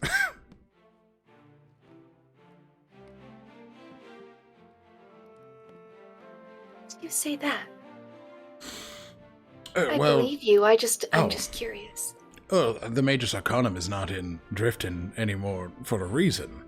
That is an organization that has openly committed crimes against people, and I think her having issues with me procuring and manufacturing weaponry is a bit hypocritical. Does she do that? Craft weaponry? Yes. The Arcanum has made weapons that I have helped design in the past, but I have not seen them garner much use. I'm so sorry. I'm just very... Oh, no. I want to be honest. I think they have given their name here.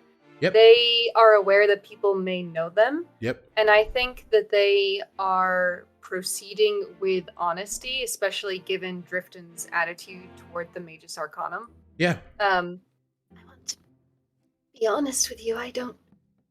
I don't really bring it up in polite conversation, but I have been a victim of the Arcanum's, Oh, my goodness. My deepest of apologies. I just, it would feel odd not to say, given who we are speaking of. Yes, he nods, and there, in the rarest of moments, there is this, like, paternal warmth that does radiate from Clive Dew. As he cups both of your hands very tightly, and, like, not in a suggestive way, not in anything other than, I've known people who have suffered the same trouble at the Arcanum, and I apologize for your experience. That is dreadful, and I can give you a more procured and accurate list of what was constructed during our tour of the munitions factory, if you like. I would appreciate that. I have already begun work to try and decommission that weaponry, but that is time-consuming.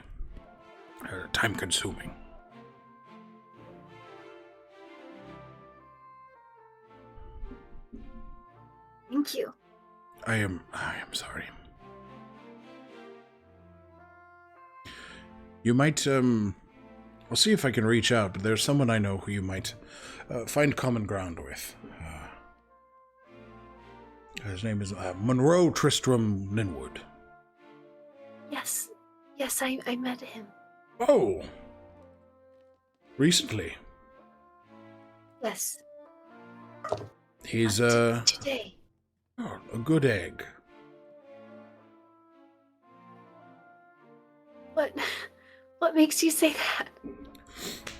Well, he's a military boy, and the only times in which I've ever met him, it's gone quite well. He's very polite, a bit of a snarky boy, but I seem to enjoy that. Oh. But he's tested some equipment for us at the behest of the Driftinian Vanguard. I believe he's in the 3rd Artillery Division, along with Richter Oliphant. Yes, I see, yes. Yes, that makes sense. I've heard of his experience. I've not talked about it, but I've heard whispers of it.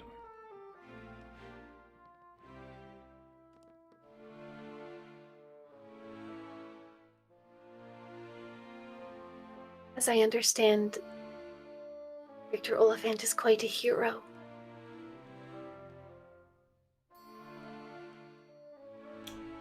I would agree.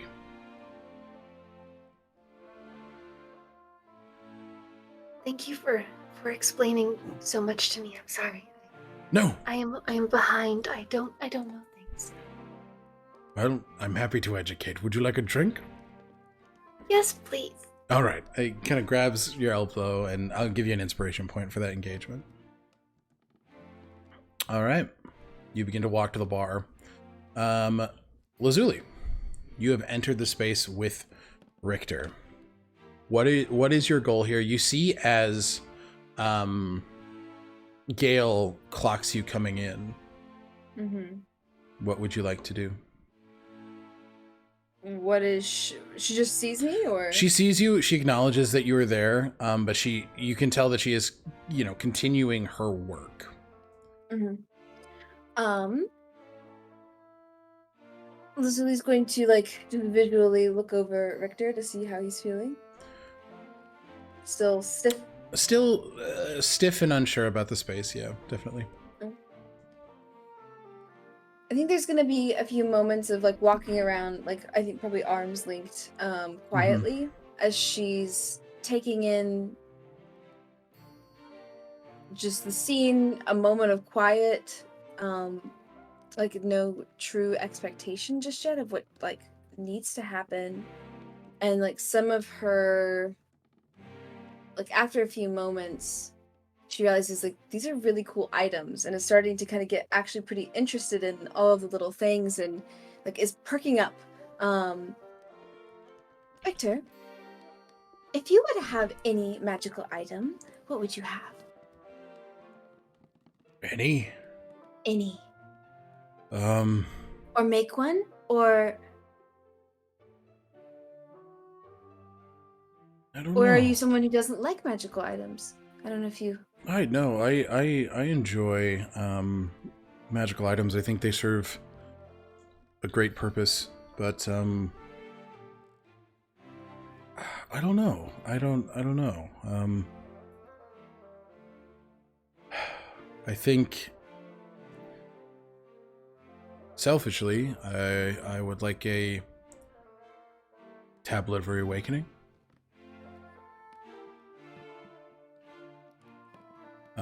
And give me a history check.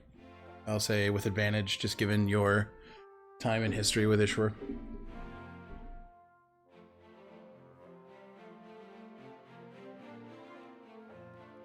Unnatural 20. Unnatural 20. This is an object that brings one person back to life.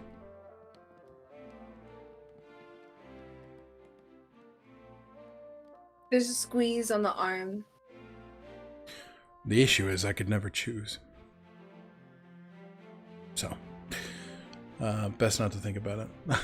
I'll help. Hell yeah. So, what about you? What gravitates towards you?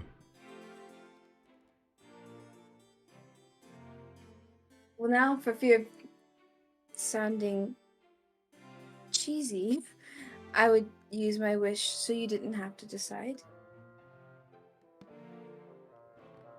But there's many other little who's its and whatnots, but I don't think I could... Who's it's a what's it's a plenty. Yeah. Of the ones here, not with the intention of draining more of your coffers. I have enough money. I am okay in that department. I don't know. There's a saddle here, a magical saddle that would fit very well on a griffin. I haven't ridden in a long time, but I would like to. It's a saddle of the cavalier, I believe is what it's called.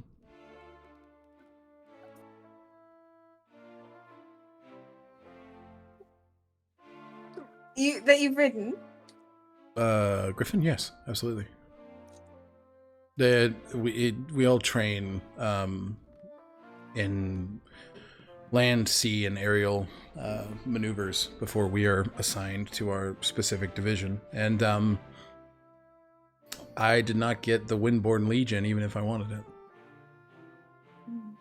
Did you want it? Oh, absolutely. Flying on a griffin and soaring the skies of Aosha? Absolutely. That sounds incredible to me. You cut quite the figure on a griffin, in my imagination. There's some old drawings and images that I'm sure I could dig up. I bet that would be a great place to gather reference for your landscapes, no? I did a lot of my work up there. I had a large royal griffin. Her name was Penny for a few years. She passed old age, and she was a wonderful service animal. And we would fly very high, and she would idle as I would just, as fast as I can, try and paint. They all turned out shitty, but it was a lot of fun. Sounds fun. And now there are more stable flying devices now to go and paint in. I love going on the airships or the blimps. Yes. We should go. Yes. And she's, as like they're walking around and chatting, she's also taking notes in her journal of like the different things, kind of getting ideas, like trying to get inspired for items, and you know, just kind of like letting herself just absolutely enjoy the space as Yeah. well, like, and Yeah. kind of try to lift Richter up vicariously as well. You absolutely do so. Yay. Zio, what did you get on your investigation check looking for the chronolometer, baby? A 6.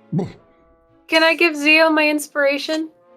I have inspiration. I can use inspiration. Sure. I could I'll use give you mine and inspiration. you can save it for later. Okay. I'm scared of all my dice. They're being so mean to I'm me so today. sorry. Investigation. Let's see.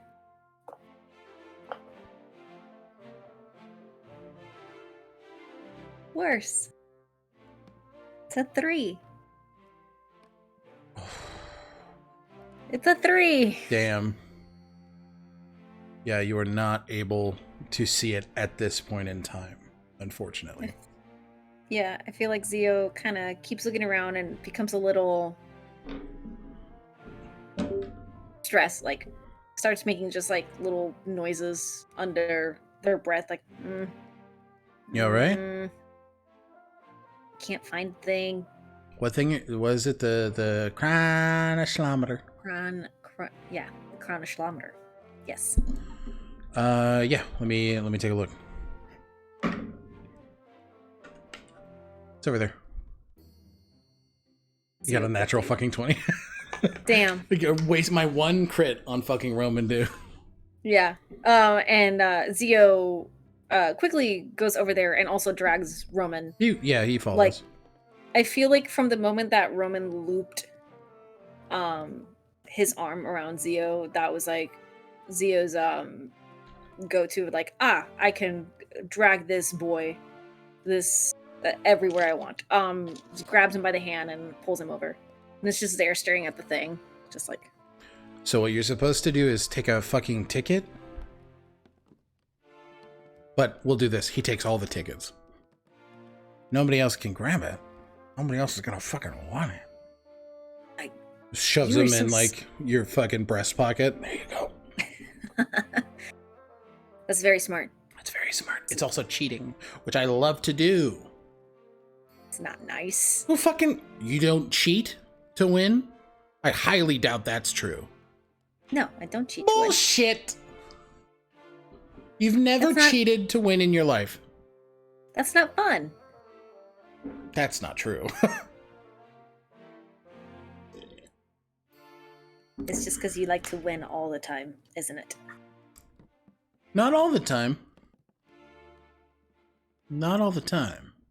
It's a time that you did not like to win.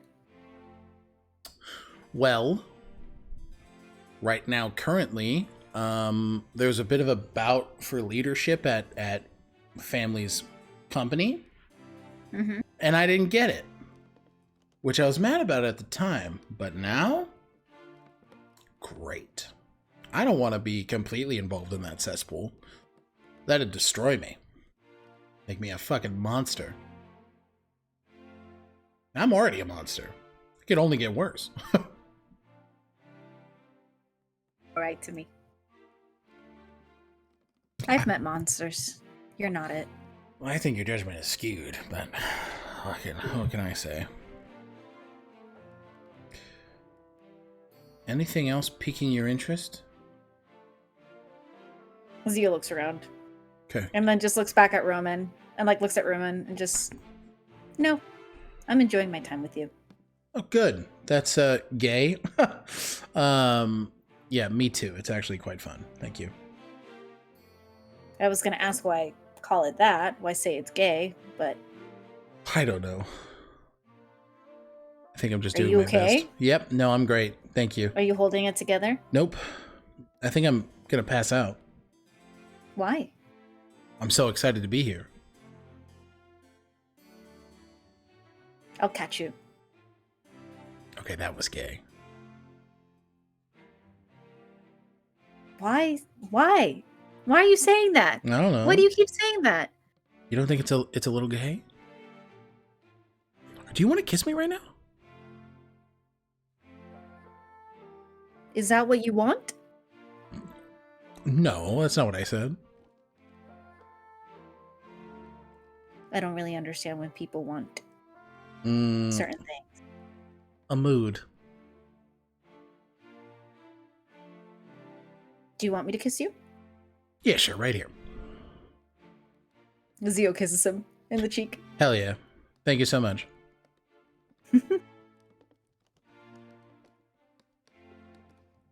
Do you...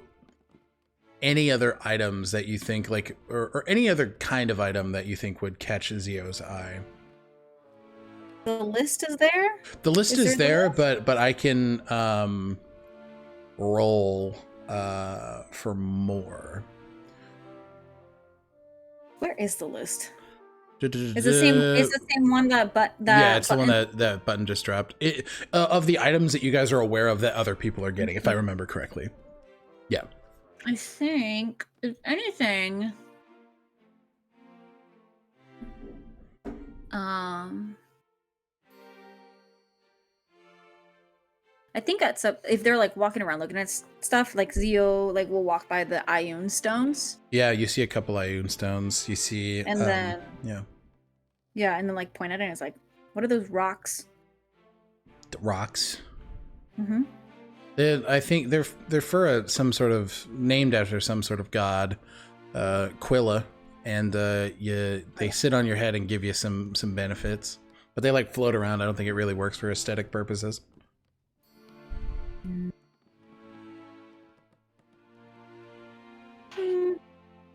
You know what? Hmm. I'm not interested in anything else. Oh. All right. Well, sounds good. You guys all sort of walking around, and you kind of hear like a on a microphone as Gale is like, all right, everyone, we are here for our private Perservium auction for the evening. How is everyone feeling tonight? You can tell that she's making this a bit of a show, and people are just sort of like snapping as not to clap too loud just in case upstairs can hear. So there's like this array of what sounds like crickets chirping around the space. She says, good. We are going to begin to go through alphabetically these items, and just for ease, we're going to get to the items that you guys want. But over the course of this time, you can see as an individual, a Leonin person comes up as the auctioneer. They're wearing this bright green suit, Angie, with a cute little top hat, and said, "All right, and the sale for we're beginning with one," like kind of listing off prices and just kind of going very fast. You can see items come through and purchases are made, and you see as the items are purchased, they are very quickly thrown into a bag of holding and offered to the individuals that have bought them. You get a bag of holding? You get a free bag of holding. It's a free bag of holding? You get a free bag of holding. And you can see as, and Quilla Stone of Intellect, and you see as Dr. Satosh raises his hand. 5,000 gold pieces, please. 5,000 gold pieces.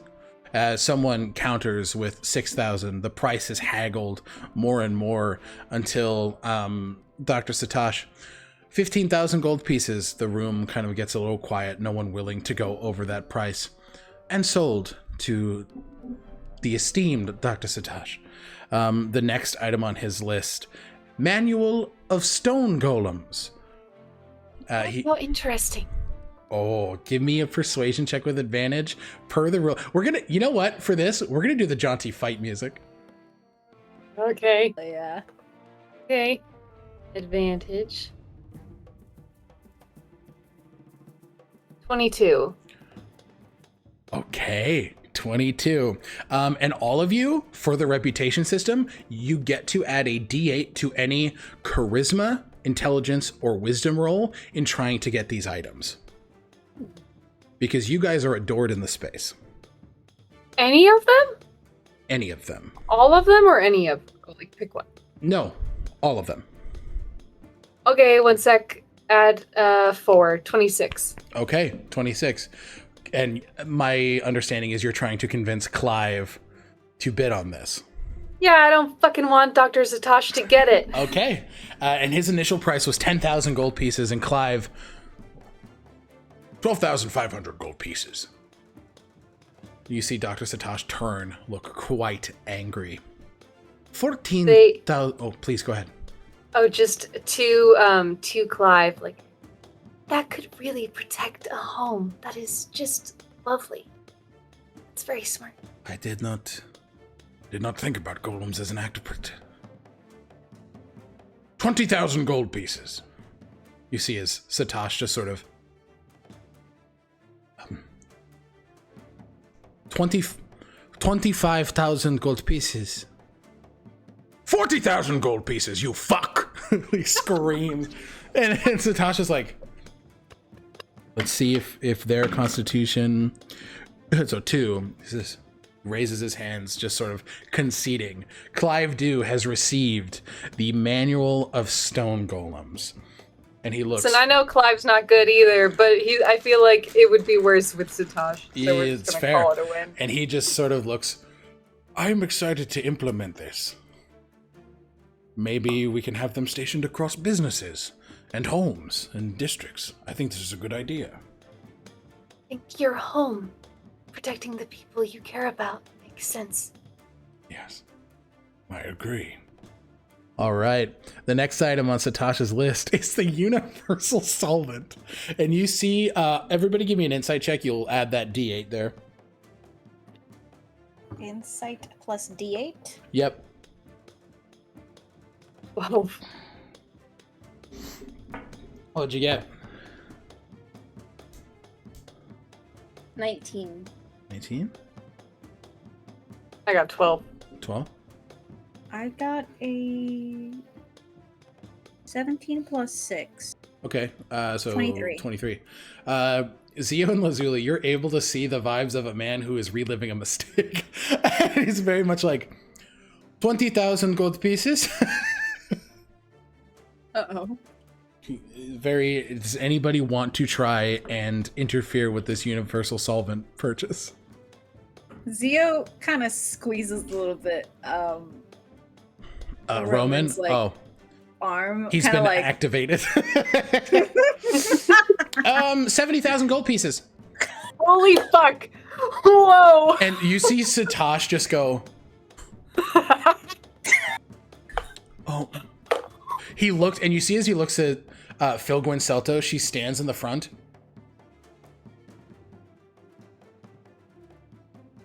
What did he do? And he's just like, he concedes to that item. He's like, well, if I ever glue my dick to my hand, we're gonna be fine. All right. Somebody roll me a d4 to see whose items we get next. Can't read that. 3! 3. Okay. So we are at Zarini's items. Yeah. Here's a Leonin. And first up, the apparatus of Qualish. Starting bid of 8,000 gold pieces.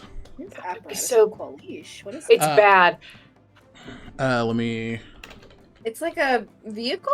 I looked it Yeah. up. So apparatus of Qualish. This item first appeared a large sealed iron barrel. Yeah, it's like it's not good. It's bad. Who is excuse me. who has tickets for it? You're able to give me a perception check with that D8, please. Okay. 14.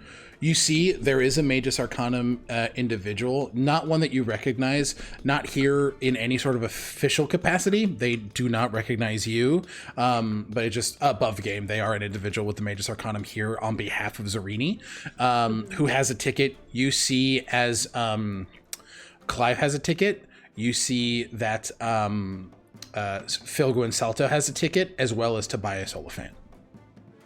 Jesus Christ. Okay.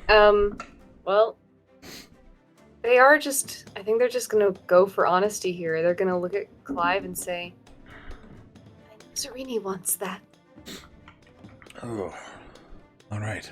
And we will say that this begins a bidding war between Tobias and Clive. So the two men begin to back and forth, raising to the price of about 30,000 gold pieces, in which he looks to you, Echinacea.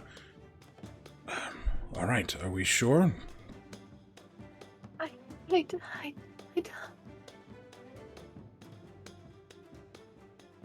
think this is so much. I feel like this feels like advocating for themselves, and so they don't know how to do it. And I think they just get very small. Okay.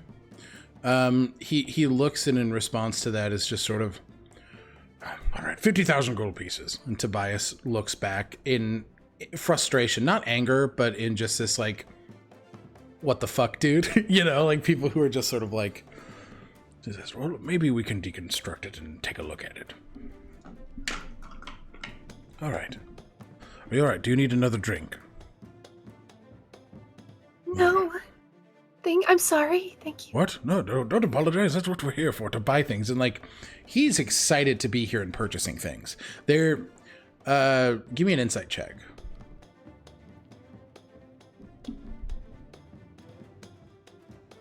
15. 15. There's not any genuine ill will toward Echinacea in their purchase, and this is what they are able to recognize in this moment.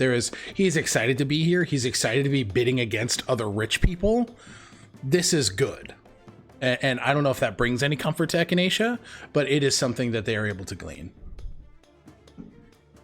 I think with that awareness, they feel less like they are fucking up, but I think there is still just this anxiety That makes sense. about knowing that Zarini wants it. Absolutely. That makes all the sense in the world. Ironstone of Leadership, going for 5,000 gold pieces. 5,000 gold pieces, and you see as Phil Guincelto immediately 75,000 gold pieces. People are like, no, unless anybody here has anything to say about it. Thank you very much. You know where to put it. Echinacea, the voice familiar to you, having had the conversation. Like, I yelled at her in her brain. Yeah. I shouldn't talk to her. And next item, dimensional shackles, he says with far too much excitement. Tobias bids. Roman bids. No. Clive does not bid. Philgwyn bids. And there's one other individual here, not the Magus Arcanum. Well, he does bid, but he is quickly beat out by the individuals that seem to be haggling a more expensive price. What's the other one look like? What would you use them? The other one is a Warforged individual. Warforged individual standing in a very refined, beautiful suit. These twin tails kind of hanging off the back, a bowler cap atop their mechanical head. They look very rudimentary in design. They look almost like a puppet that Geppetto would make. This very old kind of haphazard metal that has sort of begun to rust, but you can tell leaving it is quite intentional. They sit with a diamond encrusted cane above their resting their hands as they just sort of 100,000 gold pieces, please. And Tobias is like not pushing that. Philgwyn's not pushing it. I'll say each of you give me a history check. I will say Lazuli, you get advantage here. Ooh. Zio wants to ask Roman what he would use dimensional shackles for? You know, I don't know when a being from another plane is going to want to fuck me, and I don't know what they're going to be interested in, but it would be good to have something like that. So it's always about sex with you? It's about fun. Hedonism is good. Zio's like, oh. Now I get it. Terrible influence. 26 history. 26 history. Nice. Lazuli. 17. Okay. 13. 13. Lazuli and Echinacea, you're able to see that this is a warforge constructed in Drukamesh. They are wearing sigildry of the Drukameshian city-state of Valenro. Which with those rolls you are able to glean. This is a city that is in harsh competition with the Dew Munitions factory or family. They work in firearms and weapons construction. They're the biggest exporter of black powder and steam engines in the world. So there's this sort of symbiotic relationship between the Dews and Valenro. This seems to be some sort of magnate or individual from that area. But they went out on the dimensional shackles. Do you think that person wants to use those for? I don't know. It's an odd item for someone from Drukamesh to grab. This, especially with the outfit. I mean, it's, a weapons manufacturer, anything. I don't know what dimensional shackles will be used for. Unless they currently have a problem with beings from another plane, but... I have heard whispers that, entities from the plane of law have been, impeding on, business in Drukamesh. Why? I have no idea. Just whispers. Do I know enough to know that that's a celestial plane? Yeah, absolutely, yeah. Okay. All right. Yeah, I think they're just gonna fucking process that. Yeah. All right. And the last thing on Zarini's list, Robe of Eyes. God, that would be so fucking good on Lazuli and such a problem. Do you advocate for it, Lazuli? Because you can see that the only people looking for it is the Magus Arcanum, and like other than like smattered people around the space who you guys can kind of glean with those checks, don't necessarily know what all of these things do. They're here to buy shiny shit. But you can see the ones with intention very much are Filgwyn, the individual from the Magus Arcanum, as well as who else did I say? No, just Filgwyn and that individual. But those are the ones of import that you know you want to keep items away from. Lazuli? Lazuli will kind of like lean against Richter a little bit and just like tug. He just kind of sighs and then looks at Filgwyn, as the two have had intense fellowship in the past. And he just kind of barks out unintentionally, 80,000 gold pieces. You see Filgwyn, each of you kind of see this bit of steam emitting from her ears. Not actually, she is not happy. She says, 125 gold pieces, Mr. Oliphant.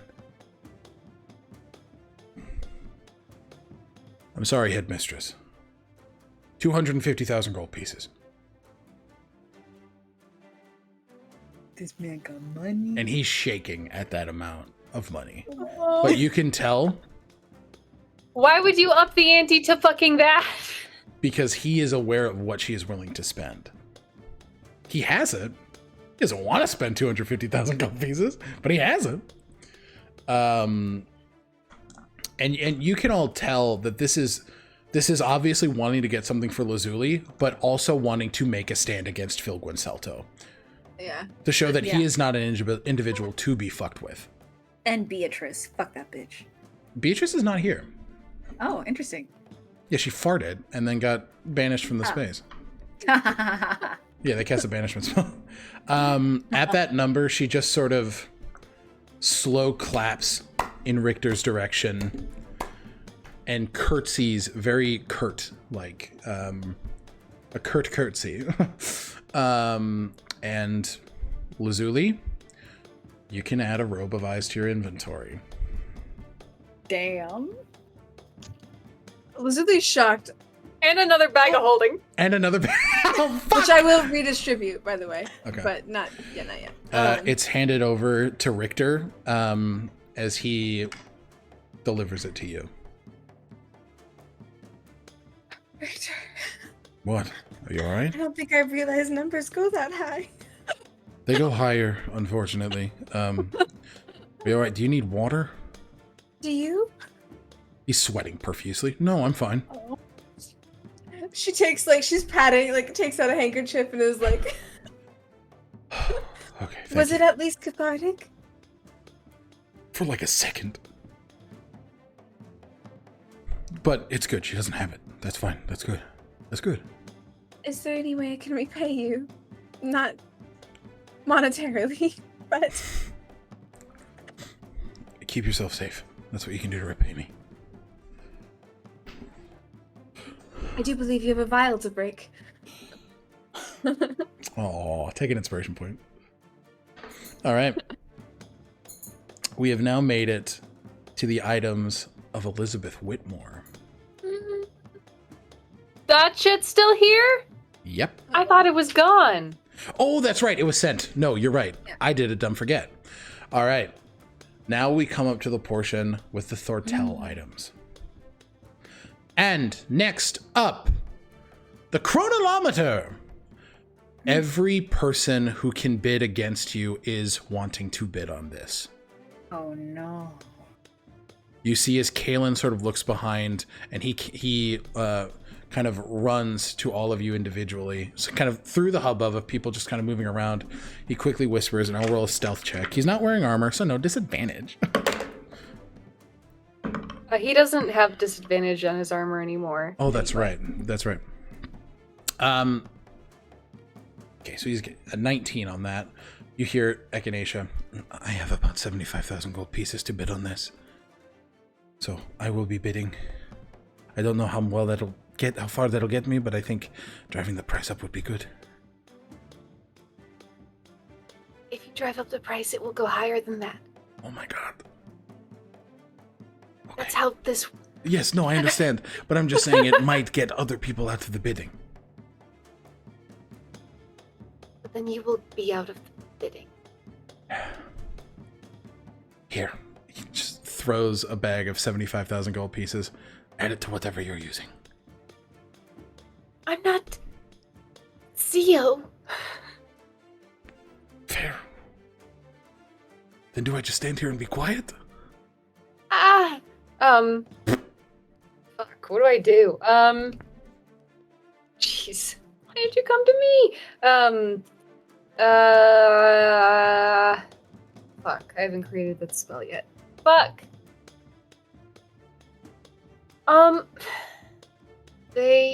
How far away is Zio? Where you're right up front. Yeah. 45 feet.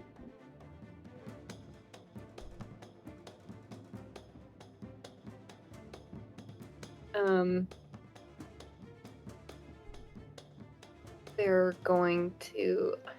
No, fuck, I used that. You can't vortex warp an item, it has to be a creature. It has to be a creature. They're gonna listen to what people are bidding so far. Okay, yeah. Altogether, the price is about at 20,000 gold pieces. And the last person to bid was Philgwyn. And she has accumulated... Sorry, Zio. Oh, yeah, and I would say that, like, Zio probably gave Roman, like, another little squeeze, but then also just said, like, Yeah. wait till it, wait till it gets higher. Yeah, all right. I know how this game works. Someone says a small price, and then the other people says a ridiculously big price. I got that down pat. And you see, Philgwyn is the last person to bid at 20,000. But all of you are able to know that over the course of time, like items that we're not kind of covering here, she has spent upwards of about 100,000 gold pieces. So she is reaching a pretty high spending portion. So Roman does sort of chime in. 40,000 for the chronolometer. And the auctioneer just sort of nods and sort of looks around the space. I'm going to make a a roll for Filgwyn to see if she pushes the bid.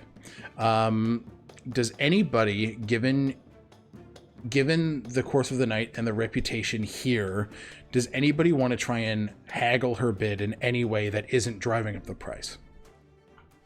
What do you mean by that? Throw her off, give her any sort of inkling to not take this item. Like, I'm saying shit talk, anything, nothing is valid. I'm just asking. Yeah, I'll minor illusion,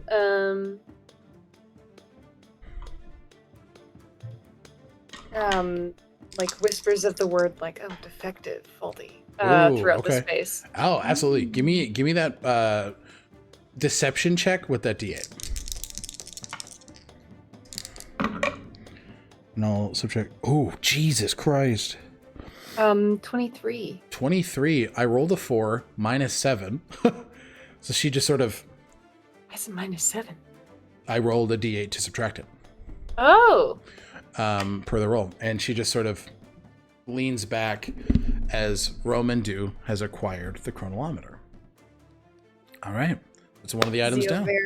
Zia very excitedly turns to Roman and gives him another kiss on the cheek. He just sort of shimmies. Thank you. Bag is handed, and he just, without much care, passes it off. All right. And then Echinacea, you're going to say something? Oh, just they give Kalen his money back. Mm-hmm. You do. He looks horrifically disappointed in himself. He just, thank you. I appreciate it. I'll It's okay. It's all okay. I'll dance around the space and see if anything else of import sticks out. Just the amulet. Then why are you upset with yourself? I didn't do good. He just looks very disappointed in himself. And he What do just you sort mean? We did it. You guys did it, and I helped. I did help. All right. It's just the amulet, right? You've got this. Good luck. He sort of scurries off, and you can Lazuli, you hear behind you, Monroe. That's where he happens to be at this point. I don't know what the fuck I'm doing. Where am I going? Hi, Rick. Richter's like, Oh, I'm not muted. This is the first time, because I don't even know if she heard him call him Rick over the thing. I think it was other times. So, Rick, nicknames. Take it, it's yours. all right. I don't want to get too close to Clive, and I don't have message prepared. So can you let Echinacea know that I got the ammunition? Thank you. Godspeed.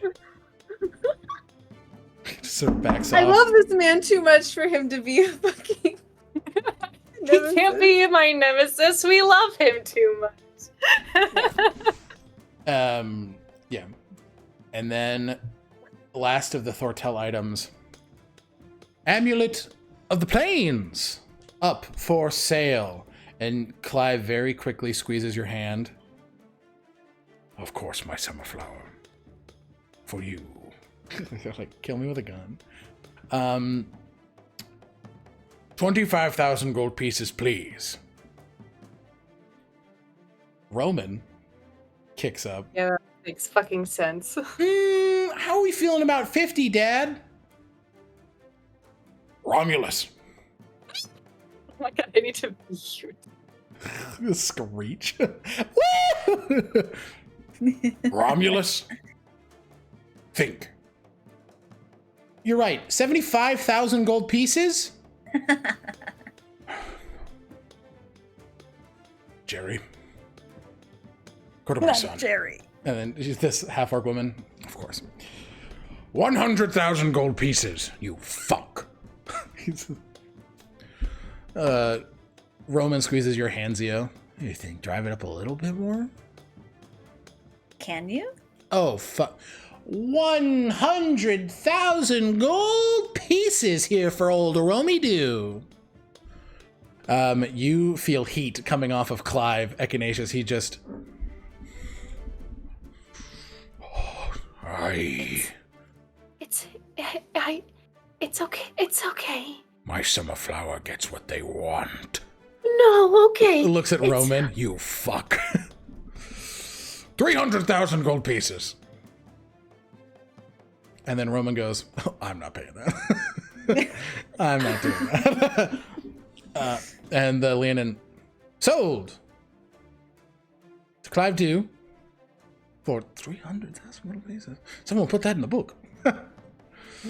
All right. The bag is brought to Clive and handed directly to you. You can add, or you have the Thor'tel item, the Amulet of the Plains, and an additional bag of holding. A bag of holding.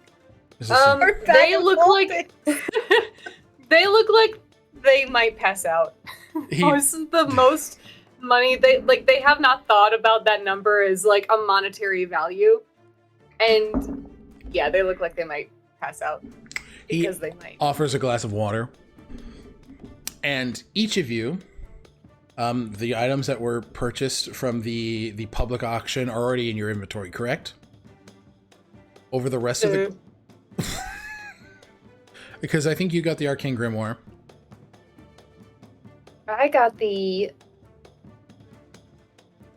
other one, the Atlas of Endless Horizons. Yes. What I want you guys to do is I want you to describe to me 2 more items that you all get personally from these individuals, given the reputation. What? Look for 2 items that you think your characters would want. And while you decide, that is where we're going to take our second break. That's very Going to cool. give you guys Can some one time of to my- look at some things. Can one of my items just be the tattoo gun? Absolutely. Yep. Perfect. Okay, cool. All right. We will see you guys in about 10 minutes. Bye-bye.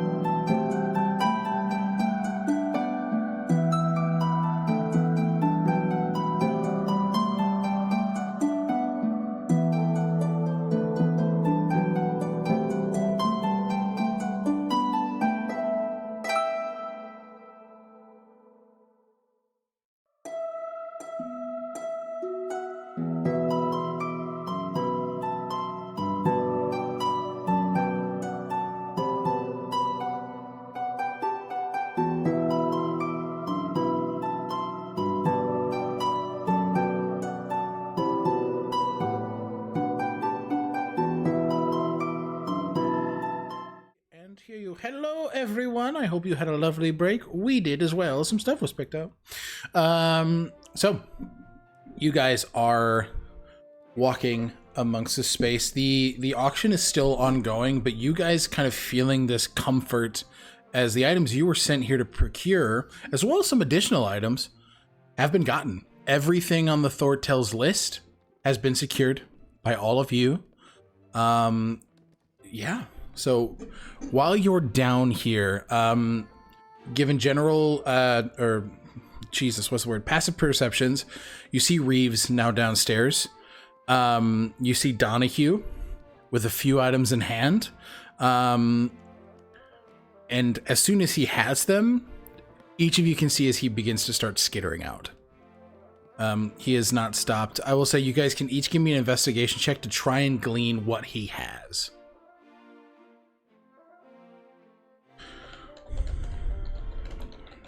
19. 19?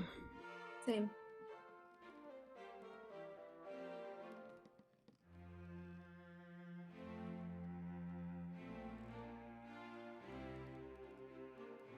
Zio?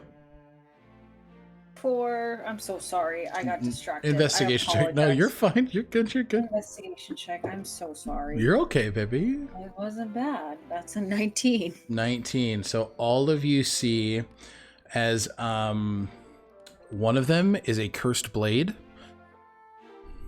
You see this kind of light in his eyes to break it. You see...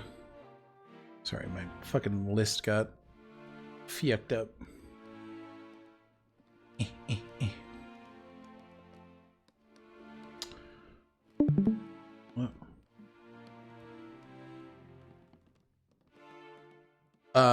There is a sword of vengeance.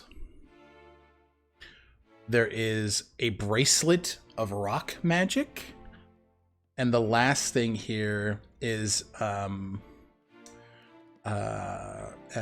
what looks to be a book of particularly dark arcana.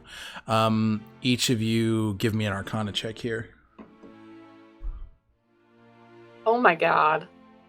What? That's so bad. But I Are have you the good adding your arcana. D8?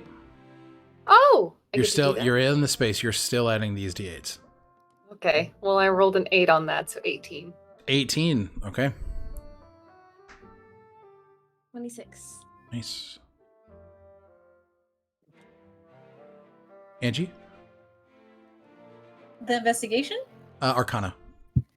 Oh my god, I'm so sorry. What is wrong with me? You're okay. We're gonna wrap it up here pretty shortly. 16. 16. Echinacea and Lazuli, you're able to see that this is a tome of the Dark Weave, which seems to have rituals and spells from the Dark Weave.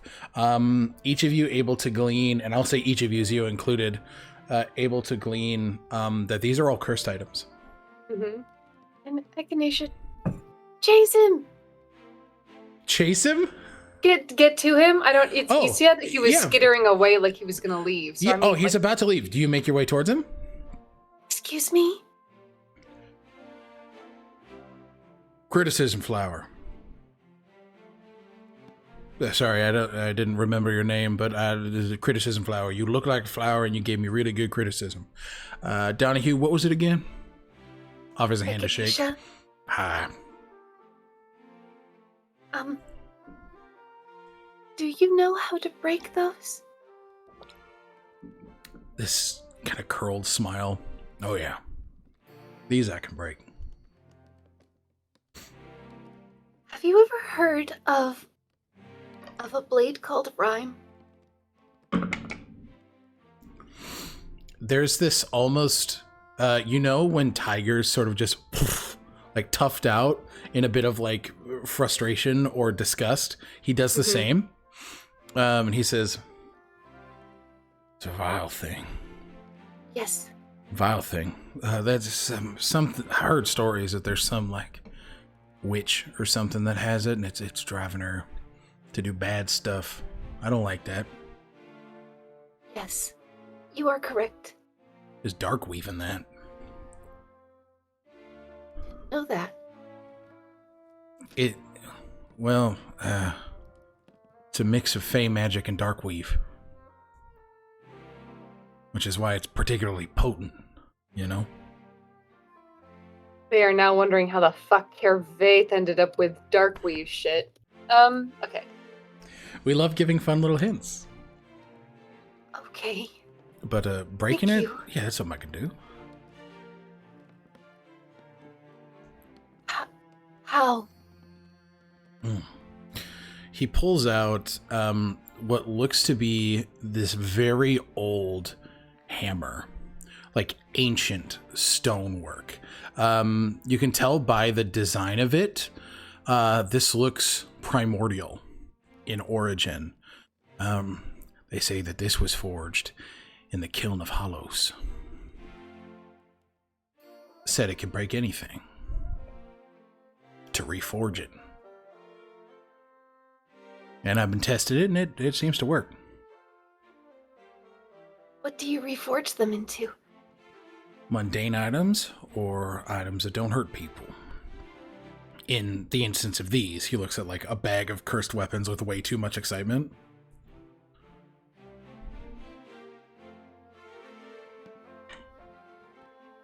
Yeah, so he shows off a bracelet on his arm.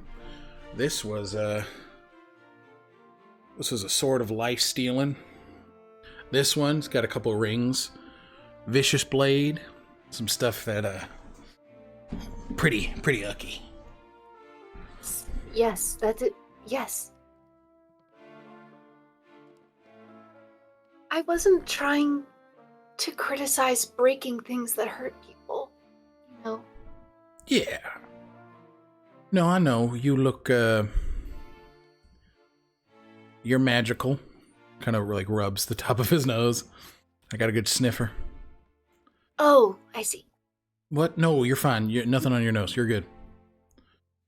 It's a good nose. He just boops it. Sorry. I get too personal. I told... He debates using the fake name. Lazuli. It was eye-opening, your criticism. I think I might need to start writing a new story. Are you looking to break rhyme? Why? Yes. Why? If you want to talk about it, I know people's connection with magic items are often bad. They're not always bad. Agonethetic points to the terrarium circling their head. These are my friends, and I'm able to have friends because they're enchanted to speak. You hear Claudette? They are my friend, and if you make any sort of move toward them, I will eviscerate you. He can't hear. Yeah, he can't hear it. And then you hear Jonathan. Whoa, chill out. What? Are you? Hey, I heard Zio call you it. Is it okay if I call you Nay? Nay, are you fine? Are you safe with this guy? Because he makes me want to sneeze. Does he want to sneeze? Yeah. I'm okay. Okay, good. Here, Robert. I'm your friend. I like being your friend. It's very nice. I wouldn't want to not be your friend. And I have more leaves for potions. Thank you, Robert. No, what I mean is items like rhyme or like these. He jingles a pretty hefty bag of holding. So, you don't have to talk about it. You don't know me. I'm a fucking stranger. But, I don't care who knows it. Rhyme is controlling someone and forcing her to kill her descendants. ugh, It's bad. It's bad. It's evil. Yes. And you're looking for it now? Yep. You see as he pulls into his breast pocket a small lapel pin that has this harp on it with these silvered strings. Well, I'm a grinner. You'll need to use this and you'll need to tell a good story. Pins it to your dress. Ask for Donahue. when you find it. When I find what? Ram, you want help? This thing's controlling someone and making them hurt their family. I imagine others are getting hurt by it too. I don't want that to exist. It's the right thing to do.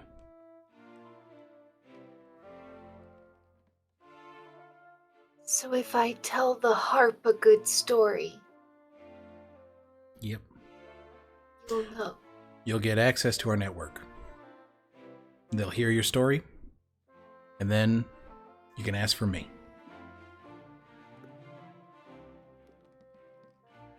Thank you, Donahue. You're welcome, Echinacea.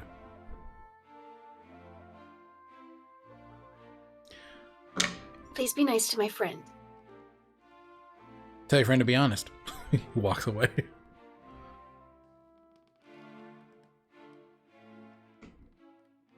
I'm not gonna do that. You turn around and go back.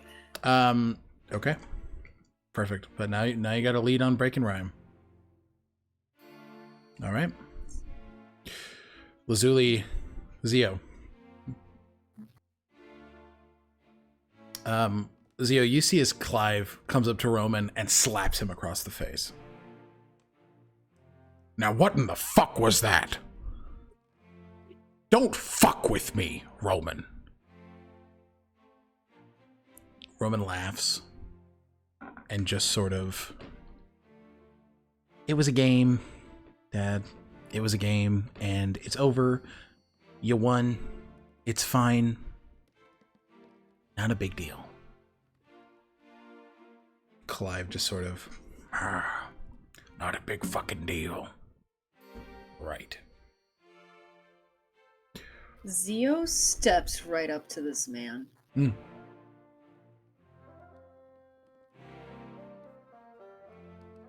I would suggest you would keep your hands to yourself if you intend to be anything of worth to Echinacea Belrose.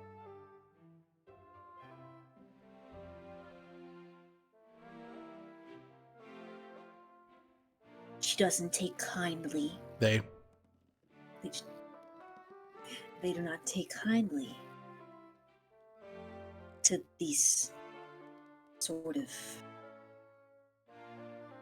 scenes. Not to mention that is your son, not a toy.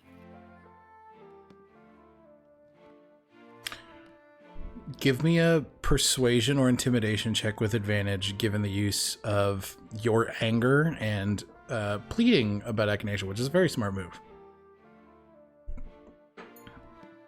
I said advantage, right? Did I say that?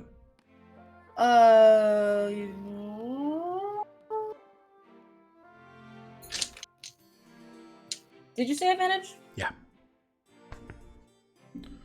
I'm here. Oh, which one to go? Does First, Zio you said persuasion or intimidation? Your choice. And then does Zio get what? +8 Yep. for the space? Yep. Oh, I get +8. And you get a D8, plus a D8. D8. Yeah. D8. Okay. So that was good. I'm going to use... Honestly, I was going to say persuasion. It's much better for persuasion, but that was Zio being... Intimidating? Yeah, that makes sense. Yeah. Intimidation. Well, it's a 16 plus 1 plus 5. So 17, 18, 19, 22. Persuasion, where are you? No, intimidation. Yes, 22. Okay. Clive just sort of correcting himself, looking at the space, understanding that he has let frustration boil over in a public space. And I'll say, Lazuli and Echinacea, you're able to see that and hear it. It's created a bit of a scene. He just sort I of... feel like Zio's tail is like flicking, like angrily. Yeah, you guys are able to... Like- Flicking. Yeah. You guys are able to see your friend very frustrated as he just sort of kind of fixes his suit jacket, rubs, just sort of like dusts off Roman's shoulders. Apologies, son. I've had a bit to drink. A bit heavy on the hand tonight. I apologize. To you two, I apologize for my transgressions.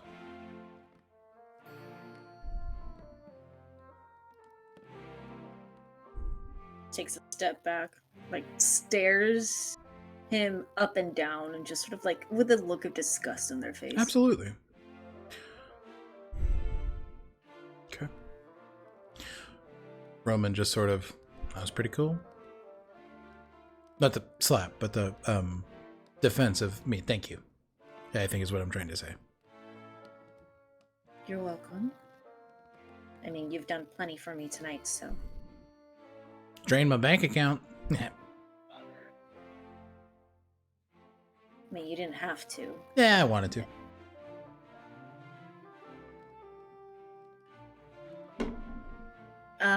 I have one more thing of honesty that I need to tell you. Okay, go for it. My name is not Tino. Secret identity. It's Zio. Zio. That's much cooler than Tino, actually. Tino kind of Thank you. sucked. It's a bad name. Zio's great. Zio's pretty good. Thank you. My name is actually Roman, so I don't have a fun twist to give back to you. It's okay.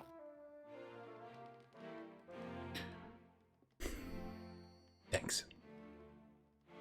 Does he always treat you like that? Not all the time. Sometimes when I piss him off. Does your dad treat you like that? No, but I don't think that matters right now. You can tell he's very actively compartmentalizing. Mm-hmm. Do you still want to stay here? Your mic's fuzzing a little bit, Ange. Oh no! My phone is close again. I don't know what's happening. The radio waves. Is it better now? The radio, yeah, it's good. Okay. Did I say, do you still want to stay here, or? No, I'm gonna leave. Okay. I think I've had my fill tonight for sure. But I'm gonna be staying over at the boiling point for the next couple days. So if you find yourself wanting to explore the party scene in Norfolk, let me know. Find you. I actually have someone that I have to meet there. Oh, cool. Yeah, someone who actually stole some money from me. Damn. Mm-hmm. We're gonna have to write that wrong. Oh no, it wasn't a money. It was the potion. The potion. Someone who stole something from me. Yeah, Nothing anything big, but you're gonna have to write that wrong. I just want to talk to them. I want to know why they did it. Fair. Well, maybe we'll do some more Robin Hooding.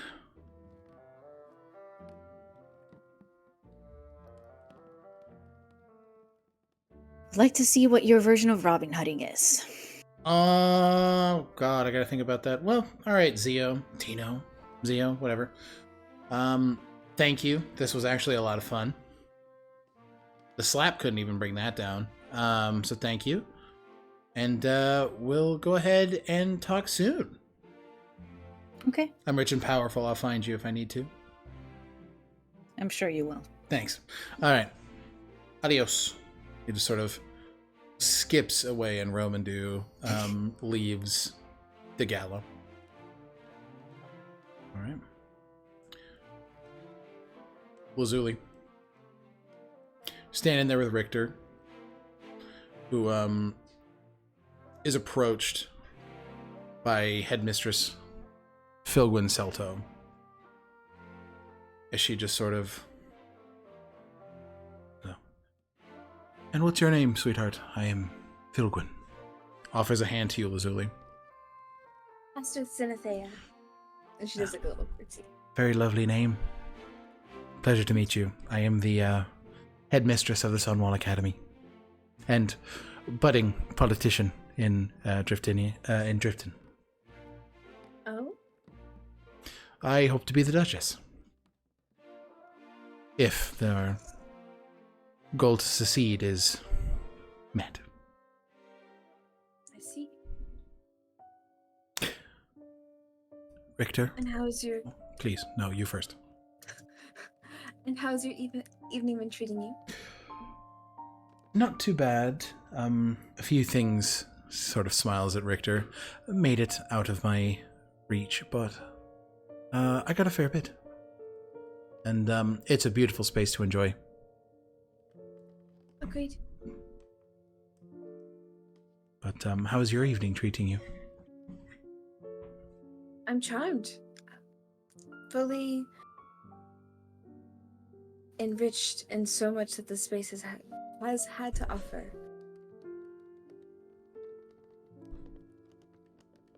Well, Yeah, that's nice. you've done very well. Thank you for being here. Richter, some good purchases on your part. Thank you. I'm glad you didn't walk away with nothing. He says, just kind of snide. Well, I hope you get the use you need out of the items you got. Tobias and I will be getting lunch sometime over the next couple of days. You should join us. I know he wants to reconnect. And I would love to extend an offer. Richter just sort of... I have a very busy schedule of tending to my grandmother and doing important work, so I will let you know if I'm available for lunch with you and Tobias. Don't bet on it, though.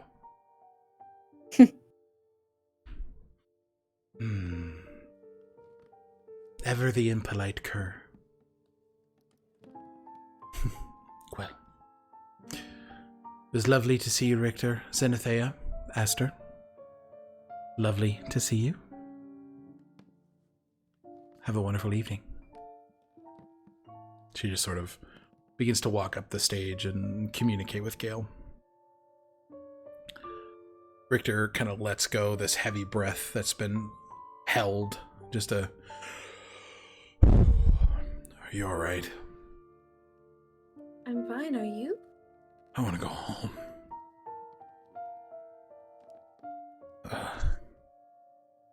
I don't think we have to stay here any longer.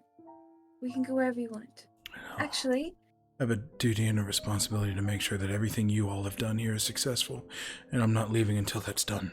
That is my word, and that is the vow I made. So I don't leave until you all leave.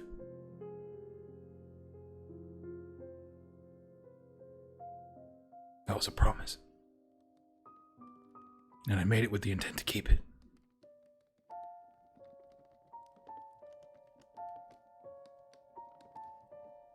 very well.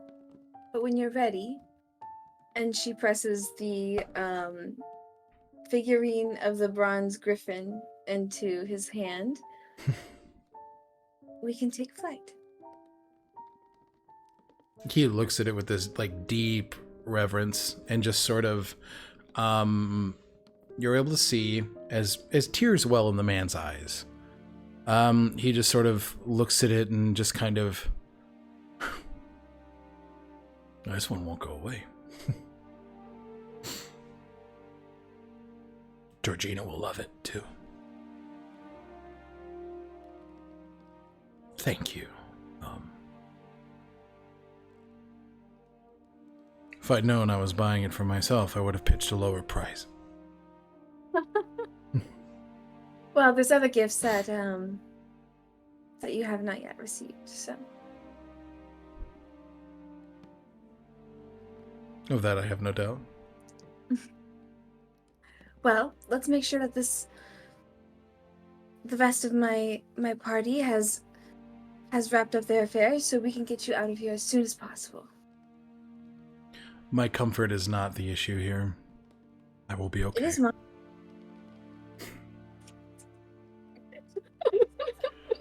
Well, I wouldn't dare tell you what to do, so off we go.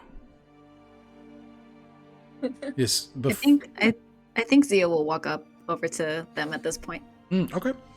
Just kind of like slide right beside Lazuli. Hello. Hi. Hey, It's a meeting station.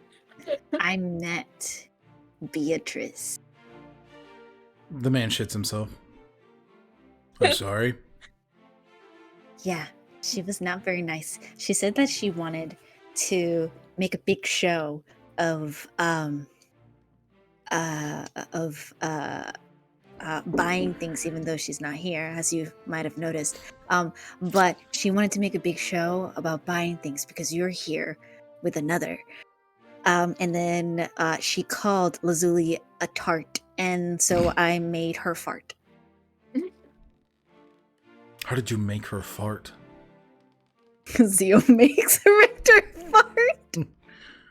He just sort of... It's a small It's a fart. little It's toot. not like It's just a little... yeah. He just sort of... That wasn't me. I didn't do that. You did not? But it came from your general direction. No, but I didn't do it. I know when I fart. And that wasn't from me.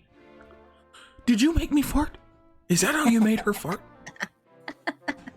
I don't want to fart. Please don't make me fart again.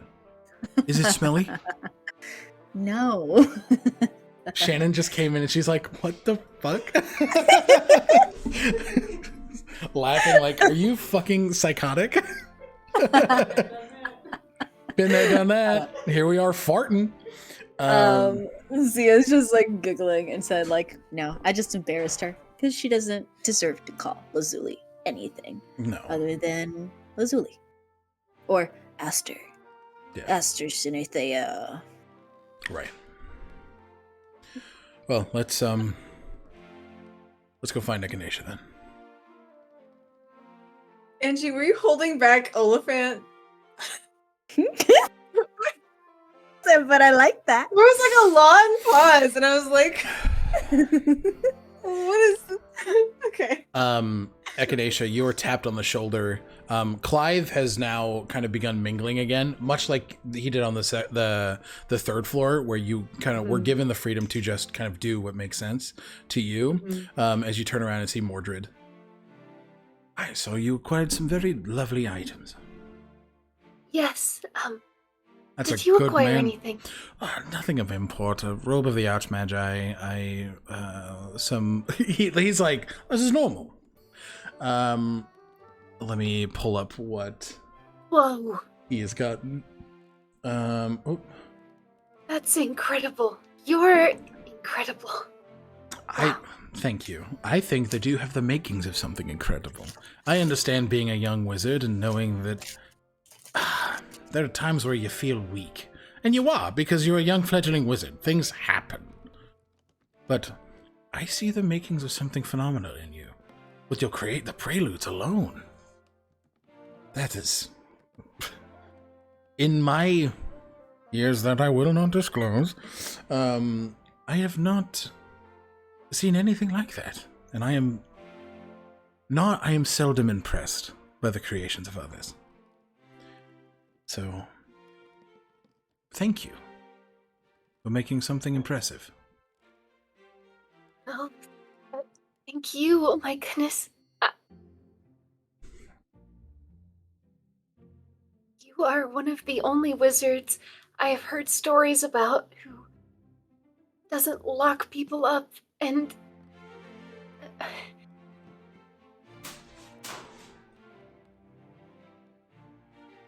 I'm very impressed by you, and it means a great deal that you find anything noteworthy that I've done, and I'm very grateful. Yes, I'm sorry. No, he takes both of your hands, but like he takes the submissive position where like he grabs him up top and is like, yeah, I too have failed to take a compliment. It's difficult.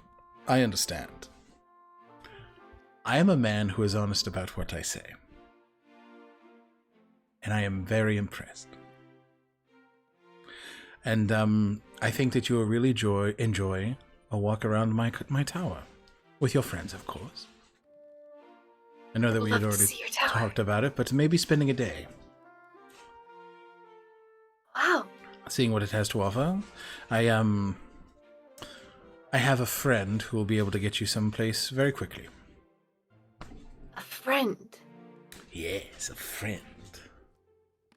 You said that all right. Yes, wizards and secrets, yes. Okay. Wizards and secrets, yes. We all have to have some. I think anybody is better off with a couple secrets. I should get some. Ooh, yes. Cultivate a secret, and then you cannot tell me first. That is how we become friends. Even better friends. Hold a secret, and I will be allured by your mysterious nature. I'll try and cultivate one of those too. Incredible. He offers the limpest wrist high five. They are also very weak, and yeah. Ow. I'm sorry. No, it's all right. I also procured a staff of power. Oh my god. Manual of bodily health. That's very smart. Plain Color's Codex, just in case. Whoa. And a set of Elven Chain. Very smart. Very smart. Do you have Elven Chain? I do. It is wonderful on casters. It has made me feel a lot less scared. That is understandable. Well, here's to not being scared anymore. To not being scared. He gives you like a really, not awkward in the nature of like feeling close to you, but awkward as to this is not a person who often initiates physical contact, but just like a little side hug with a head nuzzle. He kind of traces onto your sigil. All right, you should be able to contact me now. Oh, thank you. Of course. Well, we will. I don't think we have that much business left to attend to in Norfolk, but when our business is concluded, then we will find you and spend a day. And yes. Wonderful. And where are you headed after Norfolk? I believe Ilenbell. Ilenbell. Oh, I can get you to Ilenbell very quickly. Or at least close enough to it. I don't know how to thank you enough for all you're doing so much, and it's so kind. We are in the world to make the world better. If I am not to help someone I see a bit of myself in, someone who I think may be able to exceed my own abilities. You already have. I've never made a prelude, so there's no argument to have. These are different skills. I can't cast the magic you've cast tonight. And I can't cast the healing magic that you've cast tonight. Well, you asked to copy down a spell, so... I want to look at your spellbook. I don't know all the spells you know. That's fair enough. I mean, just above table, looking at someone's spellbook, you'd be like, this is a fucking cookbook, right? Like, you have to spend a lot of time with it, but like... Yes, I can go over that with you. I've invented a couple spells, or healing magic, or... Yes, we can discuss. Perfect. Thank you, and I will see you all very soon. Until then, Mr. Kane. Until then, Echinacea Belrose sort of bows out, and you're immediately flanked by Reeves and Kaylin. They both kind of look. Kaylin goes, "Oh, hello, hello there." Have you two been introduced yet? Kaylin's like, "No." Okay. Captain Christoph Reeves. Caitlin. Pleasure to meet you. I just figured since we got everything, we could find the others. Yes. Reeves is sort of like, I'd love to escort you, if you would not mind. Oh, okay. Okay. Yes. Wonderful. They both present elbows to link to. Echinacea's lifted off the ground, like floating. More so like this because of Reeves's height. Did you all have a wonderful evening? Kaelin is like, yes, I managed to get a few things done, so that is good. It was enlightening. Space often is. How was your evening? Not as busy as it normally is. The only issue we really had was Alma. It was quite quiet. Not a lot of thieving. You hear through a ring of message that Monroe has stolen. Little does he know. Little does he know. Also, I'm right behind you. Don't freak out. Can I respond to that? No, it's a message, yes, absolutely. Yeah. I'm glad I'm still concentrating on your invisibility. Thank you so much. You're welcome. I stole you guys something, and you'll like it. What is it? You don't get to cackling. know. You don't get to know until I show you, which we'll do later. Okay, well, Monroe, Stay Tristram, safe. Linwood, out. okay. Echinacea Belrose also out. Do I have a middle name? That's up to you. I don't know. I Think don't about it know. later. All of you guys managed to coalesce with Richter, or not Richter. With Richter. It's Richter, Zio, Lazuli, Reeves, Kaelin, Echinacea, Monroe, behind you all, invisible. This little fuck. Yes, I love little him. fuck.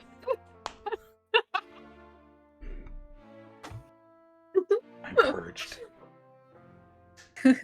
Alright, so you guys are all together. Let's get out of here. My feet hurt. You feet no. hurt. She doesn't say that. But I want to go to bed. Could we time make is a it? big cuddle pile? Could we Mm-hmm. put all of the pillows in one place? Can you all come up to the treehouse? Yes. Reeves, I wanted to see you out as to extend a private drive back to your residence. You don't have to. We are here.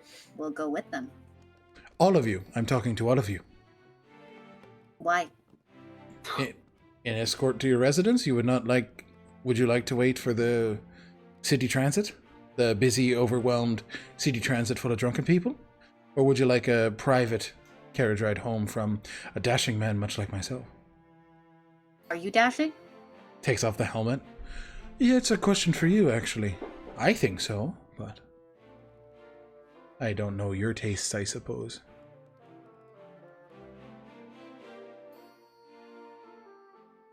Zia, what are your tastes?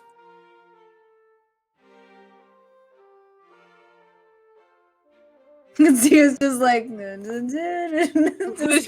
Error. Right. Anyone. Well then, a dashing man is offering us a lift.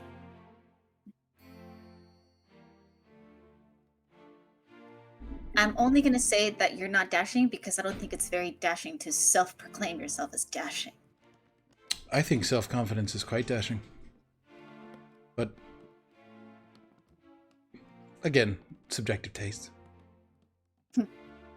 Well, Zia just like alright, follow me.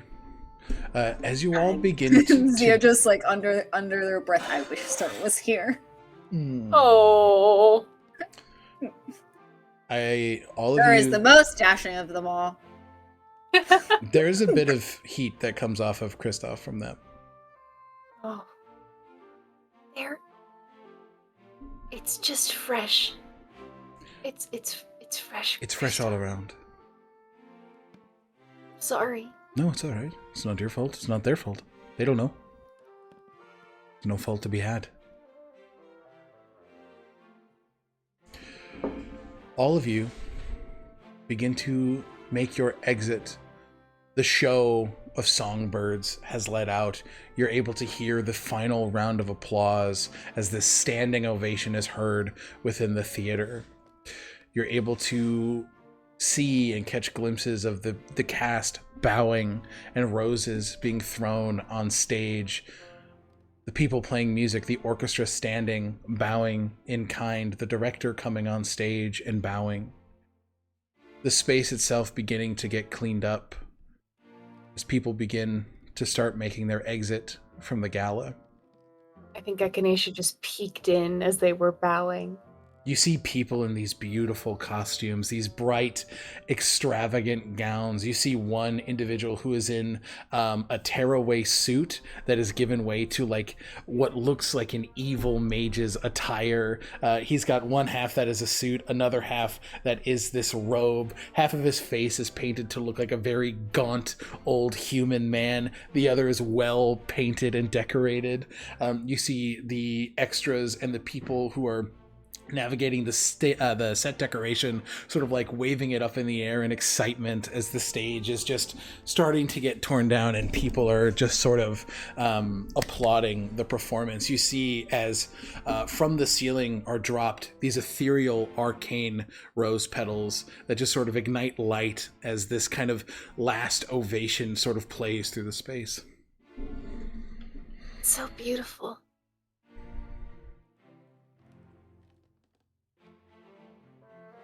Caitlin just sort of, it's very pretty.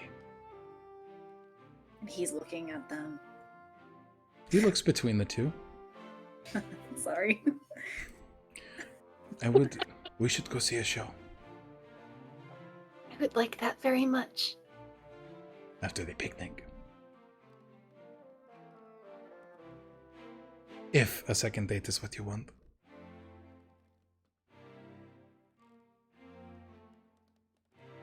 I can't imagine. I won't. They turn around and leave. Kaylin just kind of chuckles and follows behind. Richter sort of squeezes your arm, Lazuli. Would you like me to come back with you, or would you like me to split off here? Please, you came all this way. All right, I will.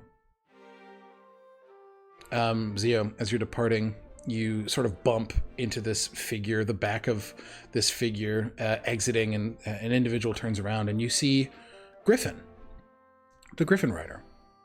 Griffin.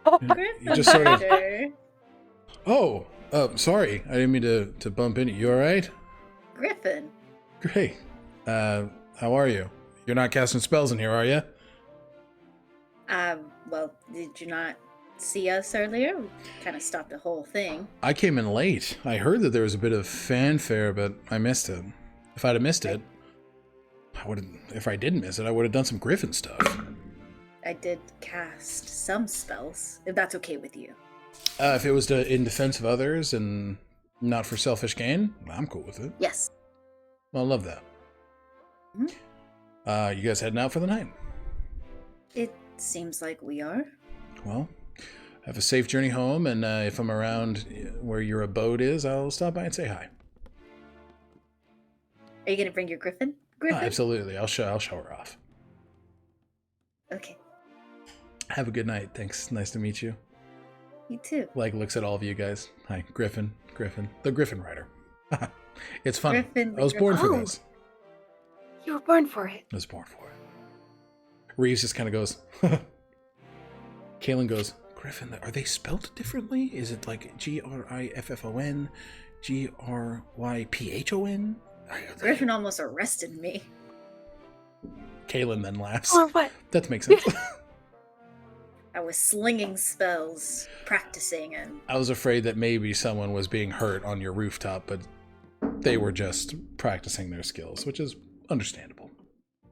They're very talented.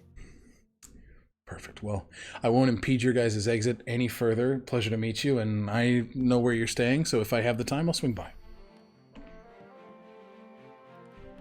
Safe. You as well.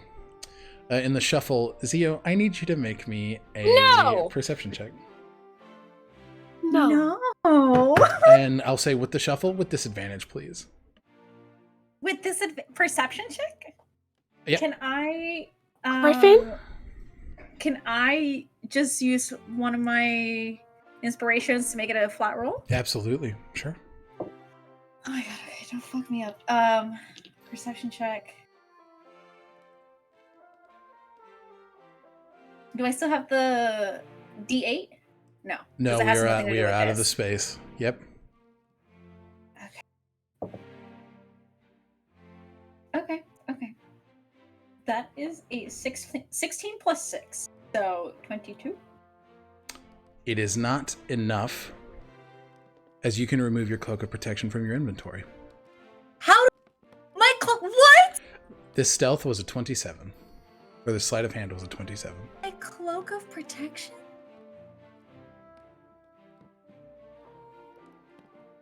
Oh no. Hey, Wait,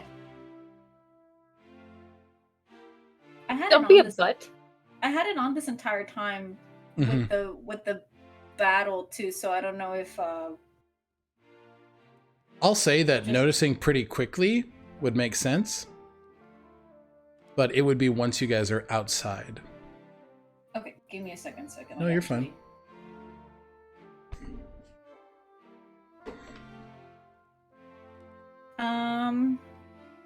Zio, like, wait. I don't have my.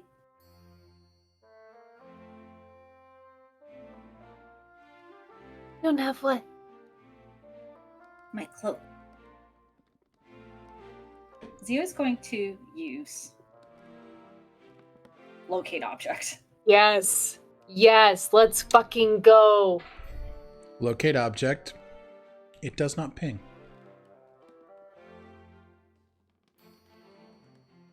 Thousand feet. 1,000 From feet. me?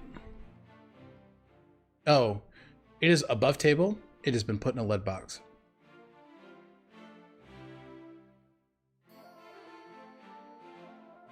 And as you turn around to look, Griffin is nowhere to be seen. Can't do any sort of like perception check. Nothing to You can give me a see- perception check. Yeah, can we? Give me a Can I perception get- check. Can you what? Can I give advantage to How are you giving advantage? Zio?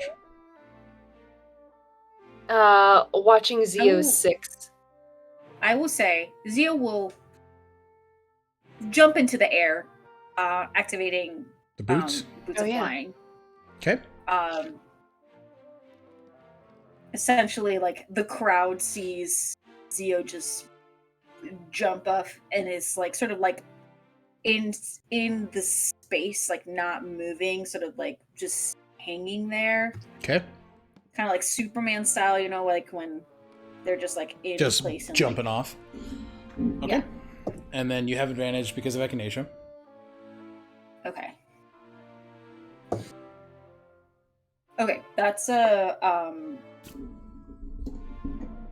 dirty 20. Okay. In the crowd on the floor, you see a tightly locked lead box. In the crowd on the floor? Yep. Like, Just sitting there, Inside- kind of getting kicked around. It is like about 50 feet away from where you are now. So getting it is going to be a non-issue. But you see it there, and you see it is locked. Zio dives down Okay. and goes for it. You grab it.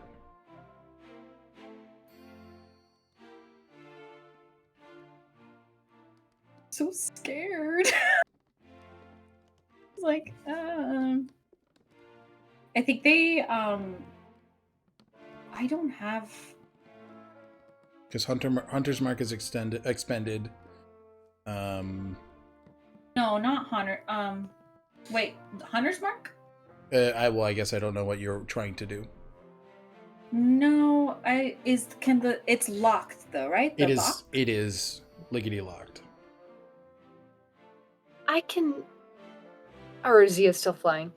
I feel like no, Zia would come back. He's like, I found this, but I don't know if this is it. But I think Griffin just stole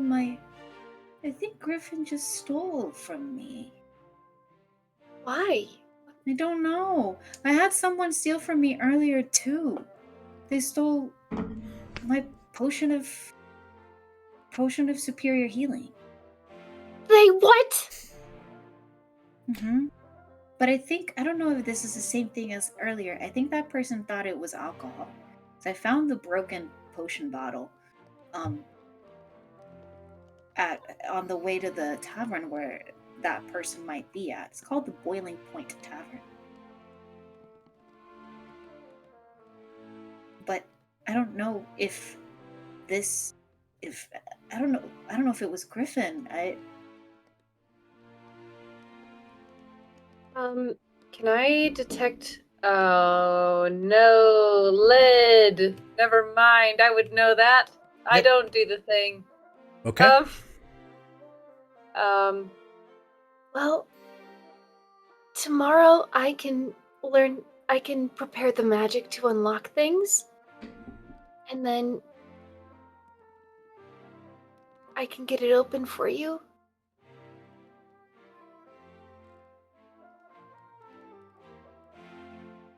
That would be nice. I don't know if that's what's in here. But okay. I can't detect magic to see if it is, because it's made out of lead. That's fine. Now just sort of... It's late. Let's go. I'm sorry someone stole from you. It's fine. I should be better about noticing things. No, people shouldn't steal from you. I've stolen from plenty of people. Maybe this is just karma coming back to bite me in the butt. With that, you all arrive at what is this large drawn carriage, emitting this ethereal green glow as spirited flames sort of kick from the four posters of this carriage. Reeves hops onto an undead steed, not a horse, but what looks to be a large panther-like creature. He sort of sits. Well, should be enough room. Get inside. I'll get you there pretty quickly. Hey, is there more than one panther? There are two.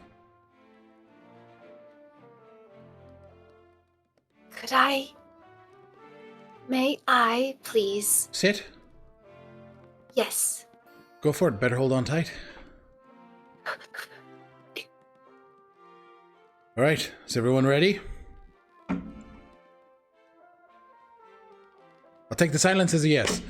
Reeves kicks off as you all begin to take off airborne, as these panther-like creatures grip into the air above and start pushing themselves upward and start running in the air above the highly illuminated streets of Norfolk. You see as those circular spheres of light sort of dance and ebb throughout the space, you are above them. The green giving a quick fade away to a deep and beautiful purple. These Panthers' energies just sort of dancing through the space, creating this sort of aurora borealis behind all of you as they sort of run through the air. You've all directed Reeves as to where to take you, as the Panthers just almost like jumping down from tree to tree. You know how they sort of dive on each side? They're doing that as they sort of weave down and dance in front of your guys' humble abode.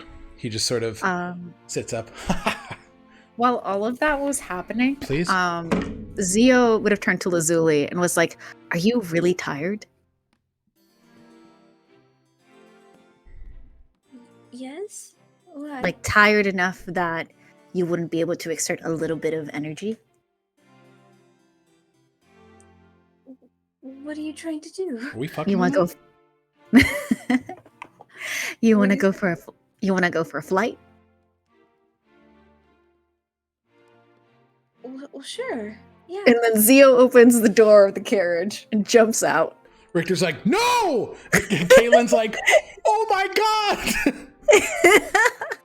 And then again activates their boots and is cackling as they start essentially flying beside this carriage. You And flies back in and extends a hand out to Lazuli. She chuckles and is like, for just a moment. And then she, zooms around too. You all, like- and Reeves and Echinacea, you guys see as like you, Zio, and Lazuli are sort of doing these figure eights around each other and diving through the air in the synchronicity that is quite profound, especially with a bunch of people who have really met tonight. There is this dance here, and you can see as Kaylin sort of hops out and pulls a cloak as these bat-like wings soar above, and he begins to fly alongside, gliding, and you see Richter's like, I can't do that! Me neither, it's okay. I can't either. But with... Kaylin is Batman. You And see, you have phoenixes. Griffin, phoenix. you see Kaylin with the wings of the bat only have gliding. So you see as Kaylin takes a moment and tucks his hands in and dives further toward the ground and pulls, and you can see, like, all of you see his slutty back as his muscles tense and flex as the wings come back out, and he soars upwards above you all and begins to glide down again, kind of dancing around all of you. The flight back home as you sort of land. I'll make it... Zio and Lazuli, you guys can fly. Kaylin can't, so we're gonna make a check here. It's not terrible, but it's not great. You see as he lands, he is not able to compensate the speed. So he's like, oh, incredible! Face first into the humble abode. As he's just, oh. He turns around, like, God, that was fun. His nose is bleeding. As soon as I'm within enough range, I heal. Okay, you heal him, but all of you have made it back to the humble abode. Kristoff says his goodnights and says that he will be back in the morning. And we will pick up with the Cuddle Puddle next time on Chapter 31 of Known Realms Tolesh. Can't wait for Cuddle Puddle time. And what you all can't see. Oh my god. Fucking, what if you were nice to us? You know what? You're right. You guys don't get that today. No, take it back. No, I'm You done. mean? All right. No, Alec. And my gift to you all, Alec, you are now level 7. Great. What happened? What's the thing that we don't see? After completing the Gala of Innovation and doing so with such efficiency, grace, compassion, and care, all of you have hit a milestone and are level 7. I will take off my headphones and take my punishment. You should tell those two what we don't see. Nope. It's my fault. Nope. It's all of your faults. You all did it. All right. No, it was... Did we? I don't think that's true. I think I'm the asshole. All of you barked at me. No. Put it. We barked because we love you. Do it. Put your headphones back in. I'm not gonna not tell Do it. everybody. Do it. Do it right now. Button. Put your headphones back on. Put your headphones back on. Put your headphones back on. Okay. Do it now. What you all don't see. Walking out of the back entrance of the gala, Griffin. As they enter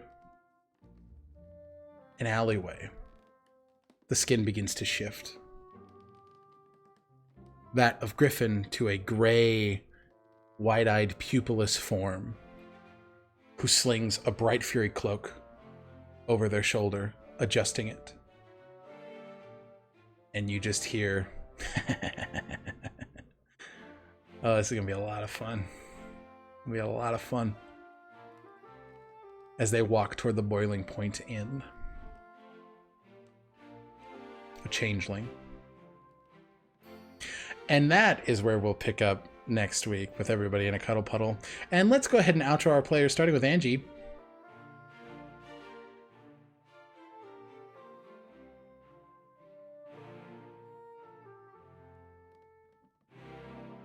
Like, what the fuck, Alec? What the fuck am I supposed to say? You already said my name. What else? Guys, this I is know what Angie. You can find them all places on the internet at Agonethetic. They are a phenomenal artist who has done so much fun, slutty fan art for KRT, and they are a big fan of One Piece, and they're so hyped for the live action that's coming out later in August, and they're here every Sunday playing Xeno Marino, he, they pronouns. Angie has they, them pronouns, and you can find them here every week for Known Realms. Anything else I missed?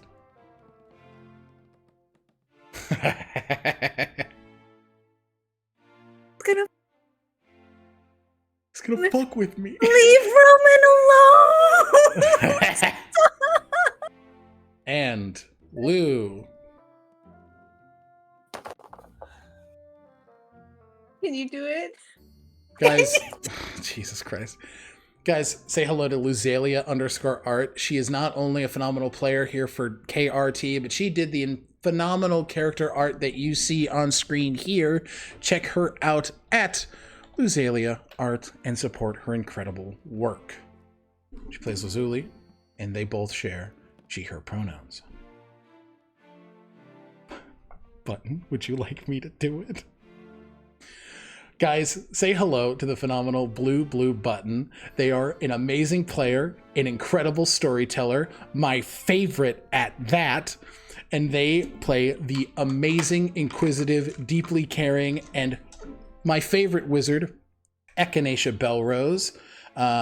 They both share they, them pronouns, and you can see all three of these players in a very fun game that we are going to be airing here at some point in the future. All of these players, I will say, they are some of my favorite people on Earth. I don't know where I would be at this point in my life without each and every one of them.